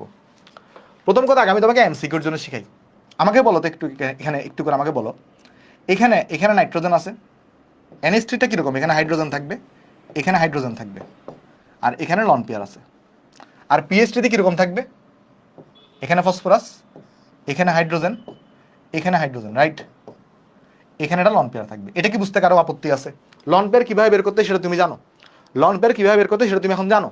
মানে তুমি যদি ক্যালকুলেশন করো দেখবা NH3 আর PH3, দেখবা এখানেও লন পেয়ার আসবে একটা, এখানেও লন পেয়ার আসবে একটা, তারপর দেখবা এখানেও লন পেয়ার কয়টা আসবে, এখানেও লন পেয়ার আসবে একটা। তুমি ক্যালকুলেশন করে দেখতে পারো। তারপরে এটা দেখবা sp3 সংকরণ আসতেছে, এটাও দেখবা কি সংকরণ আসতেছে, sp3 সংকরণই আসতেছে। বুঝছো? এগুলো দেখবা করে দেখতে পারো। হ্যাঁ, ওকে, এবার একটা জিনিস তুমি লক্ষ্য করে দেখো, সেটা হচ্ছে এখানে বলো তো তাহলে বন্ড অ্যাঙ্গেলটা কার বেশি হবে কার কম হবে, বলতে পারবে এখানে বন্ড অ্যাঙ্গেলটা কার বেশি হবে? এখানে বলো তো একটু করে, সাইড অ্যাটম ডিফারেন্ট নাকি সেন্টার অ্যাটম ডিফারেন্ট দুইটার? দেখো এইখানেও সাইড অ্যাটম হচ্ছে হাইড্রোজেন, ভালো করে বুঝে আসো, এখানেও সাইড অ্যাটম হচ্ছে হাইড্রোজেন, এখানেও সাইড অ্যাটম হাইড্রোজেন, এখানেও সাইড অ্যাটম হাইড্রোজেন, এখানেও সাইড অ্যাটম হাইড্রোজেন। তাহলে দুইটা যোগেই তো সাইড অ্যাটমগুলো সেম, বাট কে ডিফারেন্ট আছে বলো তো ভাই? এই সেন্টার অ্যাটমগুলো ডিফারেন্ট। দেখো এখানে সেন্টার অ্যাটম নাইট্রোজেন, এখানে সেন্টার অ্যাটম ফসফরাস। তাহলে এখানে তুমি কোনটা দিয়ে কম্পারিজন করবা বন্ড অ্যাঙ্গেলকে, উপরেরটা দিয়ে না নিচেরটা দিয়ে? কোনটা দিয়ে কম্পারিজন করবা, উপরেরটা দিয়ে না নিচেরটা দিয়ে? উপরেরটা দিয়ে, কারণ এখানে সেন্টার অ্যাটমগুলো ডিফারেন্ট, দেখো সাইড অ্যাটম তো সেম, তাহলে সাইড অ্যাটম দিয়ে কম্পারিজন করতে পারবা না, তাহলে কম্পারিজন করতে হবে উপরেরটা দিয়ে। এখন উপরেরটা কি বলছে, সেন্টার অ্যাটমের ইলেকট্রোনেগেটিভিটি যার বেশি থাকবে তার ক্ষেত্রে বন্ড অ্যাঙ্গেল বেশি হবে। তাহলে তুমি আমাকে বলো, আগে এমসিকিউ, আগে আগে আমি তোমাকে ব্যাখ্যাটা পরে করতেছি, আগে তোমাকে এমসিকিউ শিখাচ্ছি। তাহলে বলো তো এই দুইটার মধ্যে বন্ড অ্যাঙ্গেল কোনটাতে বেশি হবে? তাহলে বলো তো এখানে এই দুইটার মধ্যে বন্ড অ্যাঙ্গেল কোনটাতে বেশি হবে? এখানে তো দুইটাতে সাইড অ্যাটমটা সেম, তাহলে এখানে সেন্টার অ্যাটমের মধ্যে যার ইলেকট্রোনেগেটিভিটি বেশি, নাইট্রোজেন আর ফসফরাসের মধ্যে কার ইলেকট্রোনেগেটিভিটি বেশি বলো তো? নাইট্রোজেনের বেশি, কারণ নাইট্রোজেন উপরে থাকে। তাহলে কার বন্ড অ্যাঙ্গেল বেশি হবে এখানে? এটার বন্ড অ্যাঙ্গেল বেশি হবে। বুঝছো এটা? এমসিকিউতে আসলে পারবা। আমি তোমাকে এখন রিজন বলি নাই, আমি তোমাকে, হ্যাঁ মানে 3টা হাইড্রোজেন হবে, মানে এখানে তো হাইড্রোজেন 3টা আছে, আমি 3টাই দেখাচ্ছি না, আমি তোমাকে জাস্ট বন্ড অ্যাঙ্গেল মানে কি, দুইটা বন্ডের মধ্যবর্তী অ্যাঙ্গেল, এখানে তো আরেকটা হাইড্রোজেন আছে ভাই, আমি দেখাচ্ছি না, আমি জাস্ট তোমাকে তো যৌগের চিত্র আঁকতেছি না, আমি বন্ধন ক্রম আঁকতে বলছি, বন্ধন কোণ নিয়ে আলোচনা করতেছি। মানে অ্যাকচুয়াল যৌগের চিত্র কিরকম, অ্যাকচুয়াল যৌগের চিত্র তো হচ্ছে আমার এরকম, রাইট? অ্যাকচুয়াল যৌগের চিত্র তো হচ্ছে আমাদের এরকম, বাট আমাকে তো যৌগ নিয়ে কোনো কথা বলছে, আমাকে তো বলছে দুইটা বন্ধনের মধ্যবর্তী অ্যাঙ্গেল নিয়ে আলোচনা করো। তাই আমি দুইটা বন্ধনকে আঁকছি জাস্ট, আমি যৌগ আঁকি নাই, আমি শুধুমাত্র দুইটা বন্ধনকে আঁকছি, ঠিক আছে? তাই আমি বন্ধন দিয়ে দেখাচ্ছি, তোমাকে তো যৌগ নিয়ে আলোচনা করতেছি না, যৌগ নিয়ে আলোচনা আমরা একটু পরে করবো। আগে বলো, এটা কি এমসিকিউতে আসলে পারবা? এটা কি এমসিকিউতে আসলে পারবা? এমসিকিউতে আসলে, আমি তোমাকে কিন্তু এখন রিজন বলিনি, এমসিকিউতে আসলে পারবা তো? চলো এবার রিজন বলি, আসো। রিজনটা লক্ষ্য করে দেখো, রিজনটা হচ্ছে, তুমি আমাকে একটু করে বলো, এই একটা বন্ডের মধ্যে কয়টা ইলেকট্রন থাকে বলতে পারবা? এটা তো একটা সমযোজী বন্ধন, তাহলে এই সমযোজী বন্ধনে কয়টা ইলেকট্রন থাকে বলতে পারবা? সমযোজী বন্ধনে কয়টা ইলেকট্রন থাকে? 2টা ইলেকট্রন থাকে। তাহলে এখানে ইলেকট্রন থাকবে কয়টা? এই জায়গায় ইলেকট্রন থাকবে 2টা, এই জায়গাতে ইলেকট্রন থাকবে কয়টা? 2টা, এই জায়গাতে ইলেকট্রন থাকবে কয়টা? 2টা, এই জায়গাতে ইলেকট্রন থাকবে কয়টা? 2টা। দেখো নাইট্রোজেনের যেহেতু ইলেকট্রোনেগেটিভিটি বেশি, এই কারণে নাইট্রোজেন কি করবে, এই ইলেকট্রনগুলোকে তার নিজের দিকে নিয়ে আসবে, এই ইলেকট্রনগুলোকে কি করবে, তার নিজের দিকে এখানে নিয়ে আসবে, তার নিজের দিকে এগুলো নিয়ে আসবে কাছে, যেহেতু নাইট্রোজেনের ইলেকট্রোনেগেটিভিটি কার থেকে বেশি? হাইড্রোজেন থেকে বেশি, তাই এগুলোকে এখানে টেনে নিয়ে আসবে। ফসফরাসেরও কিন্তু হাইড্রোজেন থেকে বেশি, বাট ফসফরাসেরটা কিন্তু কার মতো বেশি না, নাইট্রোজেনের মধ্যে বেশি না, তাই ফসফরাস কিন্তু এই ইলেকট্রনগুলোকে নিজের দিকে বেশি পরিমাণে টানতে পারবে না, এই ইলেকট্রনগুলোকে বেশি পরিমাণে টেনে আনতে পারবে কে বলতো? নিজের দিকে। নাইট্রোজেন আর ফসফরাসের মধ্যে এই ইলেকট্রনগুলোকে বেশি পরিমাণে নিজের দিকে টেনে আনতে পারবে কে? Definitely nitrogen. যদিও নাইট্রোজেন আর ফসফরাস দুইটারই হাইড্রোজেন থেকে বেশি, তারপরও কে বেশি নিজের দিকে টেনে আনতে পারবে? নাইট্রোজেন। তাহলে নাইট্রোজেন যদি নিজের দিকে টেনে আনে, আচ্ছা এই ইলেকট্রনগুলোকে কি বলে? এই ইলেকট্রনগুলোকে বন্ড পেয়ার বলে না? এই ইলেকট্রনগুলোকে কি বলে? বন্ড পেয়ার বলে। তাহলে দেখো এই বন্ড পেয়ার ইলেকট্রনগুলা এই দিকে চলে আসতেছে, দেখো কাছাকাছি চলে আসতেছে, তাহলে বন্ড পেয়ার এখানে দূরত্ব কমে যাচ্ছে। আচ্ছা বন্ড পেয়ার ইলেকট্রনগুলো তাহলে একে অপরকে বিকর্ষণ করবে না ভাই? দেখো এখানে কিন্তু ইলেকট্রনগুলো এটা কাছে আসতে পারে নাই, এরা দূরে দূরে আছে, তাই এদের মধ্যে বিকর্ষণটা কম হবে। কিন্তু কি হবে, এখানে যেহেতু নাইট্রোজেনটা নিজের দিকে ইলেকট্রনকে টেনে আনতেছে বেশি পরিমাণে, তাহলে এখানে বন্ড পেয়ার বিকর্ষণটা অধিক শক্তিশালী হবে।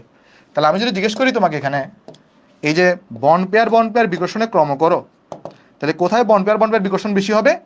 এই যে না NH3-তে এই PS3-র তুলনায় বেশি হবে, তাহলে এখানে বিকর্ষণ বেশি। আর আমরা সবাই জানি বিকর্ষণ বেশি হলে কি হবে বলো, এরা একটা কি করবে, ঠেলে সরাই দিবে না? ঠেলে সরাই দিবে, ঠেলে সরাই দিলে কি হয়, এখানে বন্ড অ্যাঙ্গেলটা বেড়ে যায়। তাই বন্ড অ্যাঙ্গেলে দেখো, বন্ড অ্যাঙ্গেলে তুমি যদি ক্রম করো, তাহলে এখানে বন্ড অ্যাঙ্গেল কার বেশি হবে? এই যে NH3 এর বন্ড অ্যাঙ্গেলটা, মানে তুমি যদি এখানে এই হাইড্রোজেন নাইট্রোজেন হাইড্রোজেন এটার যে বন্ড অ্যাঙ্গেল, এটা কার থেকে বড় হবে? হাইড্রোজেন হাইড্রোজেন ফসফরাস হাইড্রোজেন থেকে বড় হবে। বুঝছো নাকি বুঝো নাই? বলো বুঝছো নাকি বুঝো নাই? তাহলে এই কারণে আমরা বলবো, দেখবে এই কারণে এর বন্ড অ্যাঙ্গেল হয়ে থাকে মোটামুটি 107 ডিগ্রির মতো, আর আমাদের এইটার বন্ড অ্যাঙ্গেল হয়ে থাকে মোটামুটি 94 ডিগ্রির মতো। বুঝছো নাকি বুঝো নাই বলো?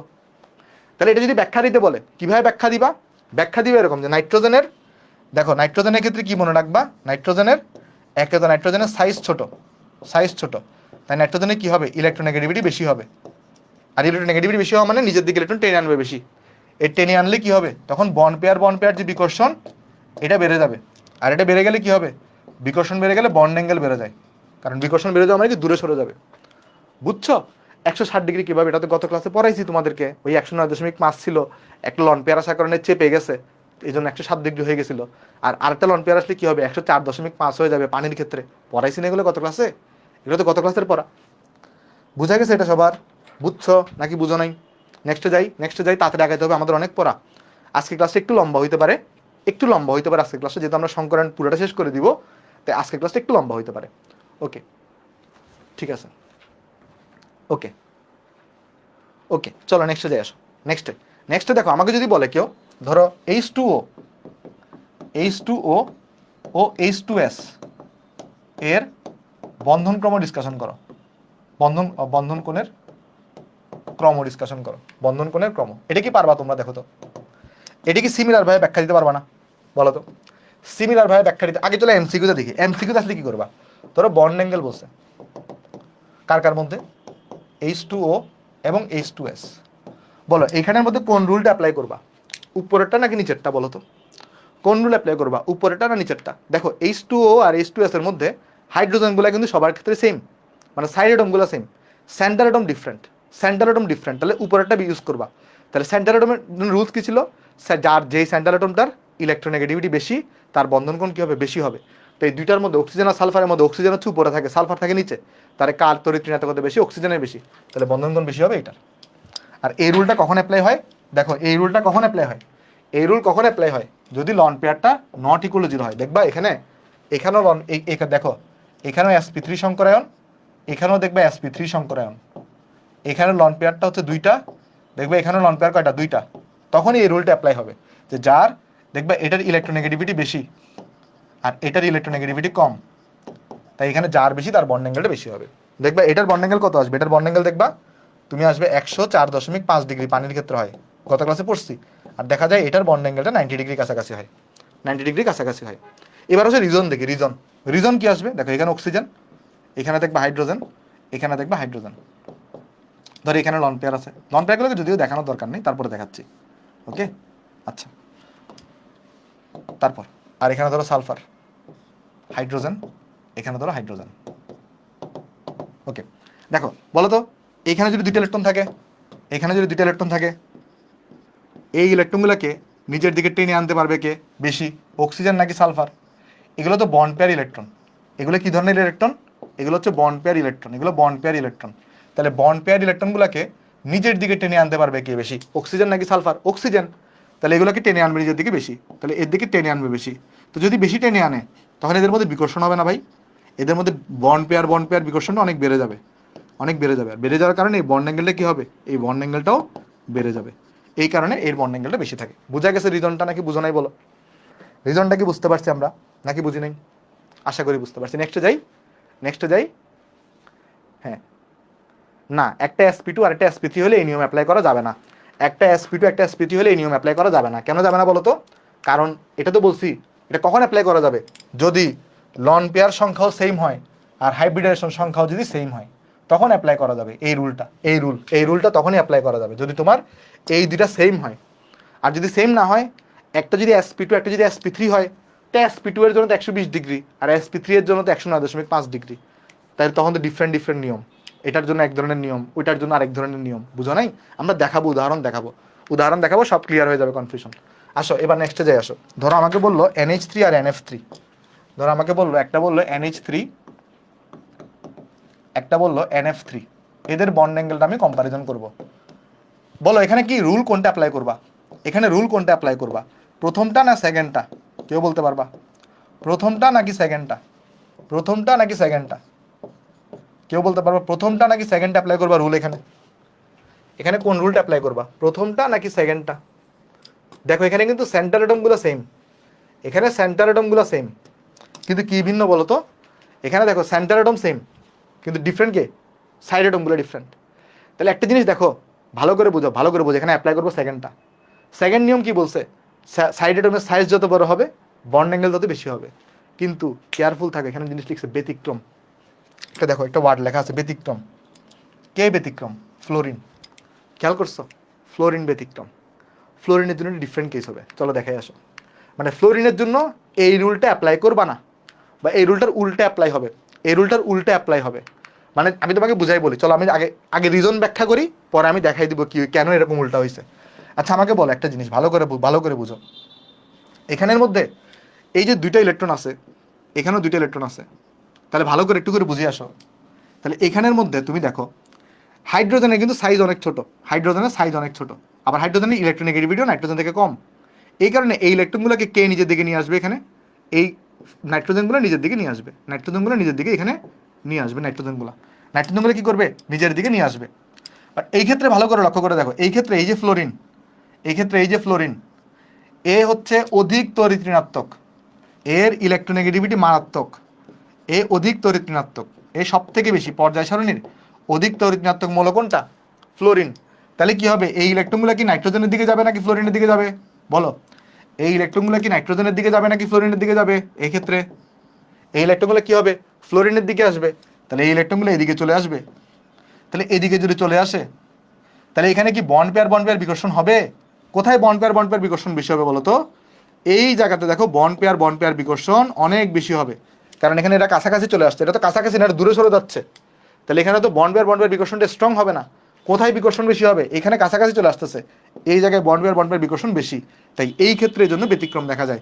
এটা হয়ে থাকে 160 ডিগ্রি, দেখা যায় এখানে বন্ড অ্যাঙ্গেল হয়ে থাকে 102.5 ডিগ্রি। অর্থাৎ বন্ড অ্যাঙ্গেলে যদি আমি কম্পারিজন করি, তাহলে দেখা যাবে এই NH3 এর বন্ড অ্যাঙ্গেলটা, মানে কোন বন্ড অ্যাঙ্গেলটা, এই হাইড্রোজেন নাইট্রোজেন হাইড্রোজেনের বন্ড অ্যাঙ্গেলটা কার থেকে বেশি হয়? হাইড্রোজেন বলতে ফ্লোরিন, নাইট্রোজেন ফ্লোরিন থেকে বেশি হয়। বুঝছো নাকি বুঝো নাই? বুঝছো নাকি বুঝো নাই বলো তো একটু করে। বুঝা গেছে নাকি বুঝো নাই? এটা কি বলছো? বুঝছো তুমি? ওকে, ভেরি গুড, ভেরি গুড, বুঝছো এটা? ওকে, এইবার আসো, যদি তোমাকে বলে অন্য জায়গায় কিন্তু কোনো ধরনের ব্যতিক্রম নাই, শুধু একটাই ব্যতিক্রম ছিল, একটাই ধরো ব্যতিক্রম ছিল, আরেকটা যদি তোমাকে আমি দেখাই, ধরো তোমাকে বললো NF3 আর NCl3, এদের মধ্যে কম্পারিজন করো, তাহলে এখানে বলো তো কে বড় হবে?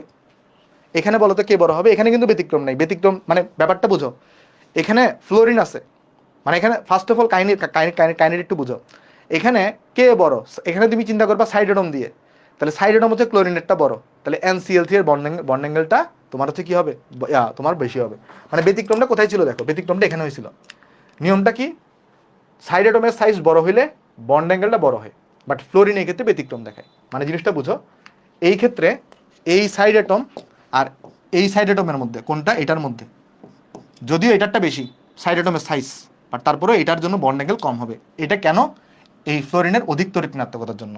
মানে ফ্লোরিন থাকলে বন্ড অ্যাঙ্গেল কম হয়, এটা এভাবেও মনে রাখতে পারো যে ফ্লোরিন থাকলে কি হয়? বন্ড অ্যাঙ্গেল কম হয়। এটাও মনে রাখতে পারো, কি কি মনে রাখতে পারো? যে মনে রাখতে পারো যে ফ্লোরিন থাকলে বন্ড অ্যাঙ্গেল কম হয়। বাট বারবার বলতেছি, এই যে রুলগুলো শিখাচ্ছি এটা কখন অ্যাপ্লাই করা যাবে? যদি লন পেয়ারটা নট ইকুয়াল টু 0 হয়। আমি তোমাকে এক্সাম্পল দিয়ে দেখাবো। তাহলে এখানে দেখো, এখানে কিন্তু তুমি যদি হিসাব করে দেখবে এখানে এরকম যে নাইট্রোজেন, এখানে দেখো ফ্লোরিন, এখানে দেখো ফ্লোরিন, তারপরে দেখবে এখানে নাইট্রোজেন, এখানে দেখবা Cl, এখানে দেখবা Cl। বলো তো, এখানে তো নাইট্রোজেন, এটার এখানে ইলেকট্রনগুলো এদিকে চলে আসবে, কোন দিকে চলে আসবে দেখো? এই দিক দিয়ে চলে আসবে ইলেকট্রনগুলো, আর ইলেকট্রনগুলো এদিক দিয়ে চলে আসবে। আচ্ছা, এই ক্ষেত্রে এটার ইলেকট্রনগুলো কি কোনো দিকে সরবে? কেউ কি বলতে পারবা এই ইলেকট্রনগুলো কি কোনো দিকে সরবে? নাইট্রোজেনের ইলেকট্রোনেগেটিভিটি আর ক্লোরিন ইলেকট্রোনেগেটিভিটি চেক করো তো, দুইটাই কিন্তু 3 করে, তাই না? দুইটাই 3 করে, তাহলে ইলেকট্রনগুলো একদম মাঝ বরাবর থাকবে, তাহলে কোনো দিকে সরবে না। বাট এটা তো সরে আসছে, তাহলে কোথায় বন্ড পেয়ার বিকর্ষণ বেশি হবে বলো তো? দেখো এই জায়গায় কিন্তু মাঝ বরাবর আছে, তাহলে এই জায়গায় বন্ড পেয়ার বিকর্ষণ বেশি হবে, এই জায়গায় বন্ড পেয়ার বিকর্ষণ বেশি হবে। তাই এই ক্ষেত্রে বন্ড অ্যাঙ্গেলটাও কি হবে? বেশি হবে। বুঝো নাই জিনিসটা নাকি বুঝছো? দেখো বুঝছো কিনা। তাহলে বন্ড অ্যাঙ্গেলের যদি আমি ক্রম করি, তাহলে এখানে এই NF3 থেকেও কার বন্ড অ্যাঙ্গেল বেশি হবে? NCl3 এর বন্ড অ্যাঙ্গেল বেশি হবে। ক্লিয়ার কিনা দেখো একটু করে, না বুঝলে আমাকে বলতে পারো। বুঝছি সবাই? এবার আসো আমরা MCQতে কিভাবে আসে আমরা চলো দেখার চেষ্টা করি। আরেকবার বোঝাচ্ছি দেখো।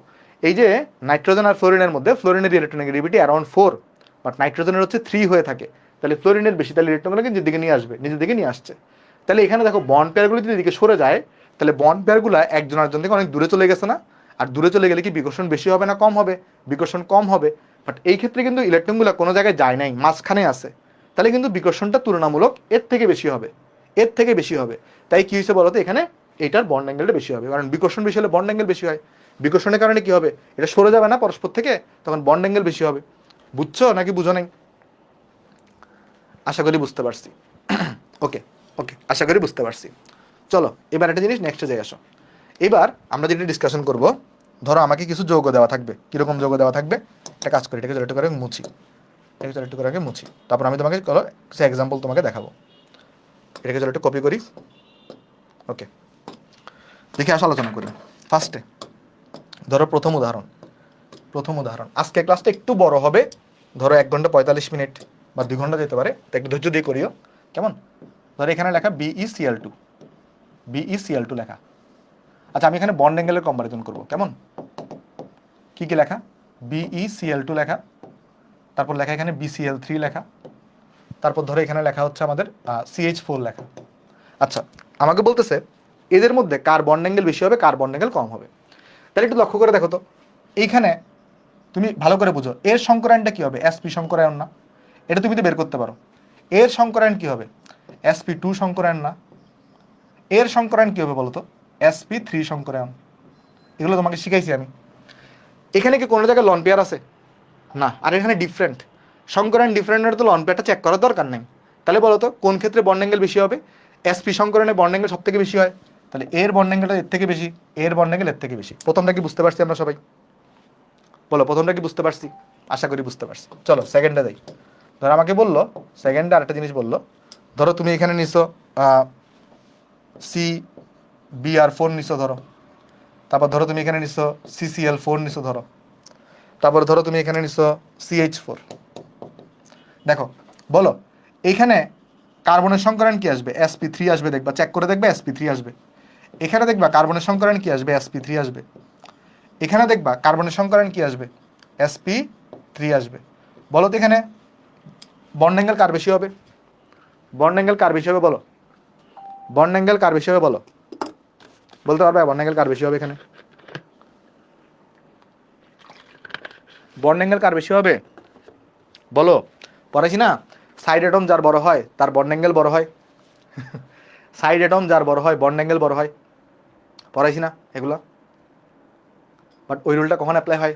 যদি loan pair equal to not equal to 0 হয়। এখানে লন পেয়ার বের করো, দেখবে এখানে লন পেয়ার 0, এখানে লন পেয়ার বের করো, এখানে লন পেয়ার 0, এখানে লন পেয়ার বের করো, লন পেয়ার 0। লন পেয়ার 0 হইলে কি ওই রুল অ্যাপ্লাই হয়? না। লন পেয়ার 0 হইলে যে কোনো sp3 সংকরণেই বন্ড অ্যাঙ্গেল হবে 109.5 ডিগ্রি করে। তার মানে এর বন্ড অ্যাঙ্গেল যা, বুঝছো নাকি বুঝো নাই? এর বন্ড অ্যাঙ্গেলও ঠিক তা, মানে এটাও 109.5 ডিগ্রি, এটাও 109.5 ডিগ্রি, এটাও 109.5 ডিগ্রি। বুঝছো নাকি বুঝো নাই বলো? বুঝছো নাকি বুঝো নাই বলো? বুঝা গেছে জিনিসগুলা? না বুঝলে আমাকে বলতে পারো। বুঝছো এটা সবাই? আচ্ছা এখন তোলার দরকার নেই, যতটুকু পারো তুমি তুলতে থাকো, বাকিগুলো তুমি পরে তুলে নিও, আমি তাহলে একটু তাড়াতাড়ি আগাইতে পারবো, কারণ আমাদের অনেক পড়া বাকি আছে এখনো। ওকে এবার দেখো, ধরো আমাকে বললো, এরকম বললো যে CH4, তারপর ধরো আমাকে বললো CH3Cl, তারপর ধরো আমাকে বললো CH2Cl2, তারপর ধরো আমাকে বললো CHCl3, তারপর আমাকে ধরো বললো CCl4। বলো এইখানের মধ্যে প্রত্যেকের কার্বনের সংকরায়ন তুমি যদি চেক করো, দেখবে এখানেও সংকরায়ন sp3 হবে, কার্বনের এখানেও সংকরায়ন sp3 হবে, কার্বনের এখানেও দেখবা সংকরায়ন sp3 হবে, এখানেও দেখবা কার্বনের সংকরায়ন sp3 আসবে, এখানেও দেখবা কার্বনের সংকরায়ন sp3 আসবে। লন পেয়ার ক্যালকুলেশন করবা, দেখবা তোমাকে লন পেয়ার কিভাবে ক্যালকুলেশন করতে আমি শিখাইছি। প্রত্যেকের জন্য দেখবা লন পেয়ারটা 0 আসবে, এখানেও লন পেয়ার 0, এখানেও লন পেয়ার 0, এখানেও লন পেয়ার 0, এখানেও লন পেয়ার 0, এখানেও লন পেয়ার 0। তাহলে বলো তো প্রত্যেকের বন্ড অ্যাঙ্গেল কত করে আসবে? sp3 আর লন পেয়ার 0, তাহলে বন্ড অ্যাঙ্গেল আসবে 109.5 ডিগ্রি করে। তাহলে প্রত্যেকের বন্ড অ্যাঙ্গেল কত করে আসবে? 109.5 ডিগ্রি করে আসবে। বুঝছো নাকি বুঝো নাই দেখো তো? সিম্পল ট্রিক্স, সিম্পল ট্রিক্স দিয়ে দেখো কত কিছু মনে রাখা যায়। এগুলো 109.5 ডিগ্রি, মানে প্রত্যেকের বন্ড অ্যাঙ্গেল সমান হবে, প্রত্যেকের বন্ড অ্যাঙ্গেল কি হবে? সমান হবে। বুঝছো? আশা করি বুঝতে পারছো। প্রত্যেকের এখানে একটা বন্ড অ্যাঙ্গেলের ক্রম করতেছিলাম, প্রত্যেকের বন্ড অ্যাঙ্গেল সমান হবে। ক্লিয়ার সবার এটা? হ্যাঁ ওকে। তারপর চলো আমি তোমাকে একটা জিনিস দেখাই। ধরো আমাকে বললো যে আরেকটা বন্ড অ্যাঙ্গেলে কম্পেয়ার করো কার কার মধ্যে। ধরো আমাকে বললো BF3, ধরো আমাকে বললো BF3, তারপর বললো ধরো BCl3, তারপর বললো ধরো আমাকে BBr3, তারপর ধরো আমাকে বললো BI3। বলো এখানে প্রত্যেকটা বোরনের সংকরায়ন বের করবা, দেখবে এগুলো সংকরায়নগুলো sp2 আকার আসবে। প্রত্যেকটা বোরনের যদি তুমি সংকরায়ন বের করো, দেখবে sp2 করে আসবে। চেক করে দেখতে পারো, এই যে x দিয়ে বের করবা। প্রত্যেকের লন পেয়ার বের করবা, দেখবে প্রত্যেকের লন পেয়ার 0 করে আসবে। প্রত্যেকের লন পেয়ার কত করে আসবে? 0 করে আসবে। তাহলে লন পেয়ার যদি 0 হয় আর প্রত্যেকটা sp2 সংকরায়নের জন্য, তাহলে বলো তো বন্ড অ্যাঙ্গেলটা কত করে আসবে? এখানেও দেখবা বন্ড অ্যাঙ্গেল 120 ডিগ্রি, দেখবা তুমি হচ্ছে এখানেও বন্ড অ্যাঙ্গেল কত আসবে? 120 ডিগ্রি হবে। দেখবে এখানেও বন্ড অ্যাঙ্গেল 120 ডিগ্রি, দেখবে এখানেও বন্ড অ্যাঙ্গেল কত আসবে? 120 ডিগ্রি। ভাই এবার তো সোজা লাগতেছে আমাদের কাছে, এবার তো বেশি কঠিন লাগার কথা না। বেশি কঠিন লাগতেছে তোমার কাছে বলো তো একটু? দেখো প্রত্যেকটা বন্ড অ্যাঙ্গেল এখানে সমান আসবে। বুঝছো নাকি বুঝো নাই? যদি তুমি মনোযোগ দিয়ে ক্লাসটা করো তাহলে দেখবা তোমার কাছে অনেক সোজা লাগতেছে পড়াগুলা, বাট যদি মনোযোগ ছুটে যায় অবশ্যই তুমি রিক্যাপ করে নিবা। ওকে মাইমুনা, আমি তোমার কমেন্ট দেখতেছি। আচ্ছা ঠিক আছে, চলো এবার আমরা নেক্সটে যাই। আসো নেক্সটে যাই, নেক্সটে যাই, নেক্সটে যাই, কেমন? ওকে দেখো, ধরো আমাকে যদি বলে এই যে কথার কথা বন্ড অ্যাঙ্গেলের কম্পারিজন করো কার কার মধ্যে। ধরো CH4, তারপর ধরো অ্যামোনিয়া, তারপর ধরো পানি। দেখো এটা sp3, এখানে যদি কার্বনের সংকরায়ন বের করো দেখবে এটা sp3, এখানে যদি নাইট্রোজেনের সংকরায়ন বের করো দেখবে এটা sp3, এটাও sp3। তাহলে কি সবার 109.5 করে? না। এখানে লন পেয়ার বের করবে, এখানে লন পেয়ার আসবে 0, এখানে লন পেয়ার কত আসবে? এখানে লন পেয়ার আসবে 1, এখানে লন পেয়ার কত আসবে? লন পেয়ার আসবে 2। তাহলে বলো লন পেয়ার সংখ্যা যত বাড়ে বন্ড অ্যাঙ্গেল তত কমে না? তাহলে বন্ড অ্যাঙ্গেল কিন্তু এটার বেশি থাকবে। এবং তুমি জানো এখানে অ্যাঙ্গেল কত করে হয়? যেমন এটা 109.5 ডিগ্রি হয়, এটা কত হয়? 160 ডিগ্রি হয়, এটা কত হয়? 104.5 ডিগ্রি হয়। বোঝা গেছে নাকি বুঝো নাই বলো তো? এটা কি বুঝতে পারছো সবাই? এটা কি বুঝতে পারছি আমরা সবাই? হ্যাঁ। এবার চলো আরেকটা আলোচনা করি। ধরো আমাকে বলতেছে যে এই দুটার মধ্যে বন্ড অ্যাঙ্গেল আলোচনা করো। কোন দুটার মধ্যে? ধরো NH4+ আর দেখা যাবে ধরো H3O+। ওকে, বলো তো এখানে নাইট্রোজেনের সংকরায়ন বের করবা, দেখবে এটা sp3 আসবে। কিভাবে বের করতে সেটা তুমি নিশ্চয়ই জানো। এখানে অক্সিজেনের সংকরায়ন বের করবা, দেখবে এটা sp3 আসবে। আচ্ছা, এখানে লন পেয়ারটা ক্যালকুলেশন করো তো একটু সবাই। এই দুই জায়গায় একটু লন পেয়ারটা ক্যালকুলেশন করো তো সবাই। এই দুই জায়গাতে একটু লন পেয়ারটা ক্যালকুলেশন করতে পারবা? এটা তো লন পেয়ার কয়টা থাকবে বলতে পারবা কেউ? এখানে লন পেয়ার কয়টা থাকবে আর এখানে লন পেয়ার কয়টা থাকবে? তোমাকে তো টেকনিক শিখাইছি আমি। দেখবে এখানে লন পেয়ার থাকবে 0 সংখ্যক, আর দেখবে এখানে লন পেয়ার থাকবে একটা। এটা আমি ডাইরেক্ট কিভাবে বলে দিছি এটা চিত্র দেখে তোমাকে একটু পরে পড়াচ্ছি, বাট ম্যানুয়ালি তো তুমি বের করতে পারো সূত্র দিয়ে। তাহলে বলো এখানে দুটাতেই সেম সংকরায়ন, বাট এখানে লন পেয়ার আছে, তাহলে কোনটার বন্ড অ্যাঙ্গেলটা বড় হবে বলতে পারবা? এইটা বামেরটা না লেফট নাকি রাইট, এল নাকি আর, কোনটার বন্ড অ্যাঙ্গেল বড় হবে? তোমাকে আমি শিখাইছি যে যদি কি হয় সেম সংকরায়ন হয় আর যদি যেখানে লন পেয়ার বেশি থাকবে সেখানে বন্ড অ্যাঙ্গেল ছোট হবে, তাহলে এইটার বন্ড অ্যাঙ্গেলটা বেশি হবে। বুঝছি? ওকে, এইবার চলো আমরা একটু করে নেক্সট যোগগুলোতে যাই আসো। ধরো আমাদের একটা বন্ধন সম্পর্কে একটু জানা লাগবে আমাদের, এটা নিয়ে আমরা ডিটেলস আলোচনা করবো পরে, মানে রাসায়নিক বন্ধন টপিকটাতে, বাট আমাদের একটু হালকা আলোচনা করা লাগবে। তোমরা সমযোজী বন্ধন পড়ছো না? সমযোজী বন্ধনে কি হয় বলো তো? সমযোজী বন্ধনে দেখা যায় ধরো এ একটা আমার অধাতু, ধরো বি আর একটা অধাতু। এখন এ এর একটা ইলেকট্রন আর বি এর একটা ইলেকট্রন, এরা পরস্পর এখানে কি করে বলো তো? ইলেকট্রনটাকে শেয়ারিং করে, তাই না? আমরা পড়ে আসছি জিনিসটা যে কি করে এরা পরস্পর ইলেকট্রনটাকে শেয়ারিং করে। শেয়ারিং করার পরে এই ইলেকট্রনগুলো কি হয়? মাঝ বরাবর চলে আসে না? এখন এই ইলেকট্রনগুলোর মধ্যে এই এ এর কন্ট্রিবিউশন ছিল একটা, বি এর কন্ট্রিবিউশন ছিল একটা। এগুলো পড়ে আসছি আমরা সমযোজী বন্ধনে। সমযোজী বন্ধনে কি হয়? এ তার থেকে একটা ইলেকট্রন কন্ট্রিবিউশন করে, বি কি করে? তার থেকে একটা ইলেকট্রন কন্ট্রিবিউশন করে। কন্ট্রিবিউশন করার পরে যখন শেয়ার হয়, শেয়ারিং এর পরে এই এ বলে এই দুইটা ইলেকট্রন আমার, এই বিও কি বলে? এই দুইটা ইলেকট্রন আমার। তাহলে এই ধরনের বন্ধনকে আমরা কি বলি? এই ধরনের বন্ধনকে আমরা বলি সমযোজী বন্ধন।